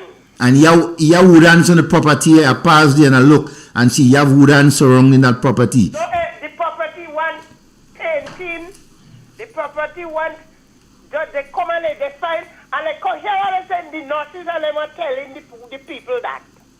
That people are not easy, you know. Yeah. I go in there and I see what's going on and they say people, that people are not easy telling you. Afternoon. All right, my dear. You know, I want to just, for a matter of records, you know, before, a couple of years ago, I had engaged a number of schools and so, right, to assist them in, you know, maintaining their pest problems like the ants, roaches, rats, and so. Right, and I've been noticing a number of schools presently, they have some serious problems when it comes to these ants and roaches, and I want to make an appeal. And I'm not asking for no money or no anything. What will come to me will come to me. If there is any school, right, who have serious problems with ants, roaches and rats and that sort of things, and you're being turned down by the ministry, or you have to do it yourself or whatever, get in contact with me. As a citizen, as a Grenadian, I will do my utmost to assist. My number is 403-2652. Right? I'm doing that because of the children. A healthy environment for our children would only do them good. So I'm not looking for no favors or no anything like that. Right? I just want to ensure that our children are being protected from the rats and the roaches and so that are infesting their schools. The rodents. Right? So who take it for what it's worth, who wants to call me and set up an appointment, and then we'll take it from there. This is just my contribution in giving back to nation building. Operation Give Back. Yes, Igwe. The nation's business is all our business. And I like to stay on top of the Prime Minister. Mr. Prime Minister, you have to do better. Stop the lying, come out in that rented apartment, right? And so get your government together. The nation depending on you. They give you an opportunity. Let's take the call. Good afternoon and welcome. They want to call back. I need something for roaches. Okay, well, all right. A lot of German roach in the terminal. A lot of German roach. Say no more. Buy him up the back in the machine. That waste of time. And what good for bat? What good for bat, boy? Bat. Well, say no more. I'll come and talk to you. I will tell you. Right. I will visit you this week then. for sure. Okay? Thank you. All right, my dear. Yes, sir. All right. Have a next call on WhatsApp. Yes. I take it. Good afternoon and welcome. Yes, good afternoon. Yes, I've been listening to you guys and talk. I heard about the minister asked or said to the St. Andrews Development Committee that they could go to Progress Park and occupy that. SAFL. St. But Andrews Football. if you look into it carefully, for the time that this organization is in existence, you want to tell me they don't have a house? Ask Peter Blair. No. Let's get serious. Let's get serious with this. Something is wrong. Let's get serious with it. You want to tell me they don't have a house? Based on, I think we need. yeah, we need some serious intervention, because this organization was there since in the 80s, and one person who I think maybe to give us some information as to some of the ups and goings is one who was the president for almost 20 years or more, Mr. Peter Blair. He might be able to answer some of the questions that we are trying to answer. But again, how the minister, a young man, we go to school together too. A young man like Toast, how he could propose something like that? Well, just bullshitting the people. Just want to. It's another way of segregating people again. You know. Yes, simple. exactly, Yeah. exactly, You know. exactly.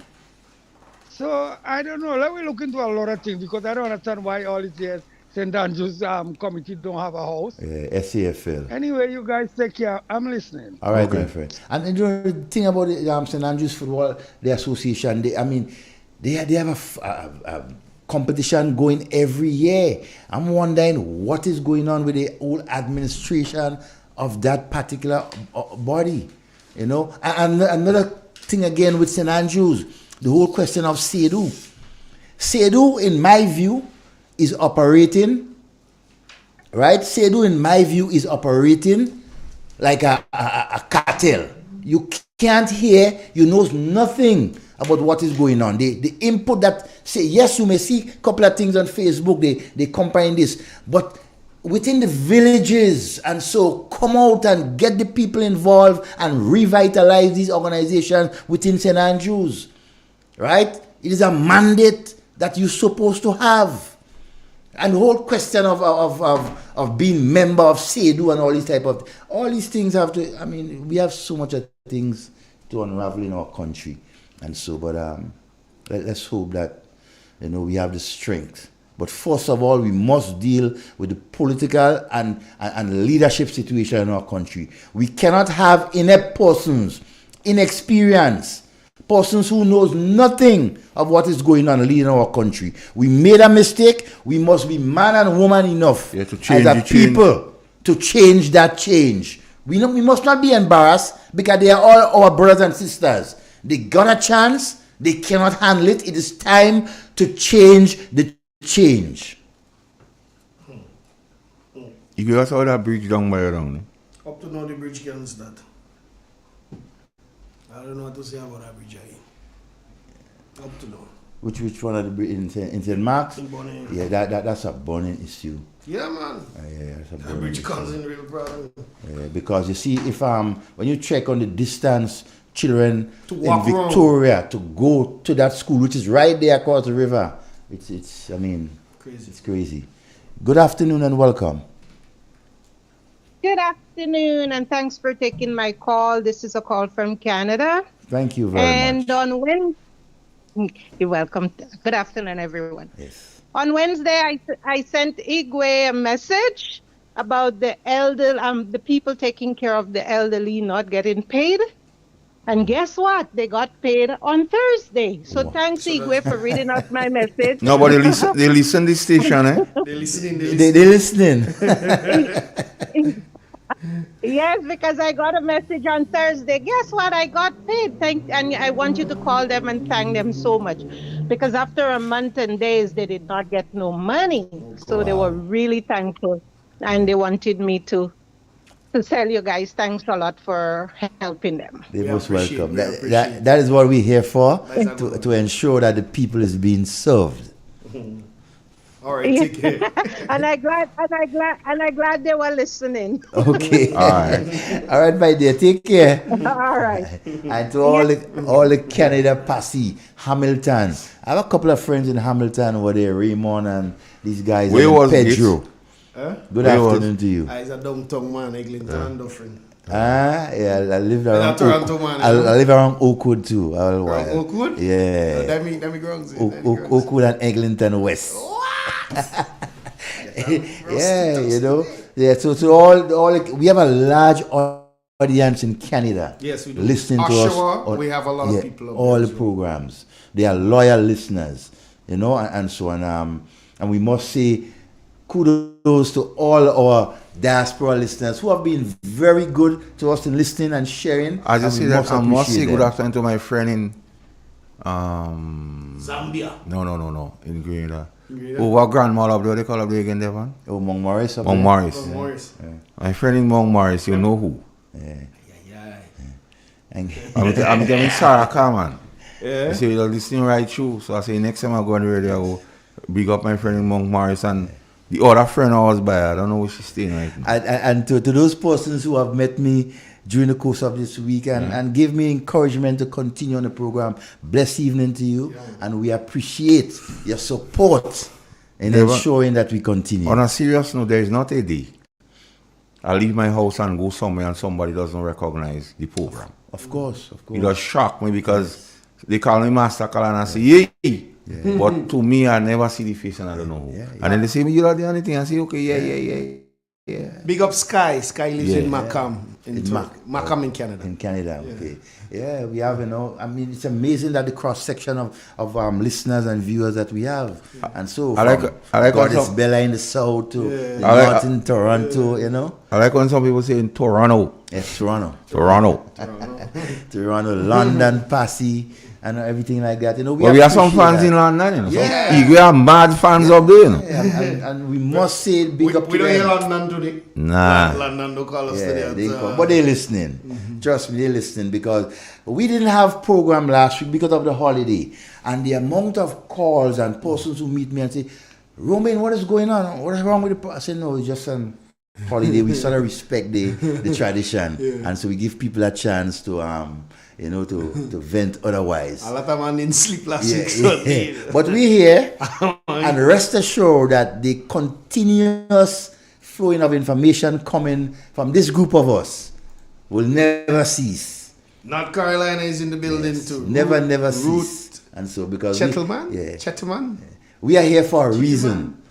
A purpose to ensure that the Grenadian people have credible information and not just information to create chaos, right? And what you call it? Warmongering. Yeah. We are not here for that. We are here to help share information, help educate people, take advice from the listeners and viewers and the callers, because we don't know it all. Right? What makes this program is you, and we appreciate you so much. Stephen Simon from Woodford. He's in Trinidad and Tobago. Yes, listening. Brave boy. Yeah, or Caribbean. Now we have some passing in Trinidad. Lucy. Alexander in the UK. Ruth Evans. And we giving kudos to all of you because you are the ones that make this program. Without you, there is no independent talk. All right, and we must appreciate you for what it's worth. And thanks for my friend who called me 3 a.m. Yes. And tell me time to change it. That is why when I call you 3 a.m. you can't answer. Nah, they're on the phone, busy. Man. You see, I'm a yellow belly, but I strongly sense the minds of the people are changing, regretting the change to vote. So they're ready to come greenbacks. Change the change. Yes. And as we come wind down to our program, I just want to, something that I've been doing over the last couple of months. Let's take that call. Final one? Yes. Yeah. Good afternoon and welcome. You have to be our final caller. Good afternoon, Master Carriacou. Good afternoon. How are you? Good day. You keep up good work. Mm-hmm. Let us fight that good fight. We ain't giving up at all. Never give up. Master Carriacou here, the one you're asking about, where is Mr. Mr. Andal what he is doing. Yes. But if you would like to see him this afternoon, come to Monkridge playing field. He and Mr. Cornwall will be there. Because there will be opening a football competition up here. All right. So you see, we're giving them free advert. You understand? Well, that was out on the radio already. Yeah, what I'm saying, but we appreciate them. We're not just talking bad about them. We're giving them advert. Let them people go out and meet them. Mr. Andal should come up bright and early and come in the old veranda and look for me. The veranda. You might afraid. He go come, man. He go come. He go take Leke to accompany him. Oh? He go take Leke with him. Leke? Yeah. Well, yeah, Leke know where I stay. Well, yeah, I tell you. Have to find. He go bring Leke with him. They must bring Leke to come by himself. So, brother Andal, go by the lady in the veranda. Yeah, go by the lady in the veranda. Oh, good. Yeah. Right. Okay, take care, man. Have a blessing. Have a blessed evening and continue with all your good work. All right. Thank you very much. Yes. Right. That's Dre's grandmother or great grandmother or something. Yeah. Yes, and as I was continue saying that in this world we have to be our brother's keepers, despite where, when, and how. Right? And as I end, I really want to big up, not to cut you, big up Washington DC. Yes. Everybody's in. No, next week we're gonna do a flag thing. We're gonna do a thing. Let me get them flag. I want us as a people to pay attention to what is going on around us, Caribbean and the world. Right, the stress that our people is going through, one people, and let's try to do something. Let us air our voices, not just only for Gaza or Somalia or for Haiti, but the entire people of the world who are being oppressed, right? Who are being, given the raw end of a stick and no help, right? And for us here in Grenada, let us be conscious. Let us pay attention to what our government is doing. Let us make sure that we answer them appropriately and not let them get away with the foolishness that they are continuing doing. Right? We will be there to help change that change. Big shouts to Barbara in London. Yes. We out? Ego, you good? Yeah, we're good. All right. Let's out. They unleash the lawyer, set up an inquiry. But they wouldn't sue the false paper screw. I don't need to close to tell them go. Hurry, pack up your bundle now. Stop fooling the people. The country taking a beating. So maybe I repeating. Go. They're like a natural disaster. Now. 10 times worse than Ebola. Like a dog with fleas and tongue on their knees. And I'm begging, go now. And I did one week. From the side to the country. Streets turn into rivers, then into seas. Is why I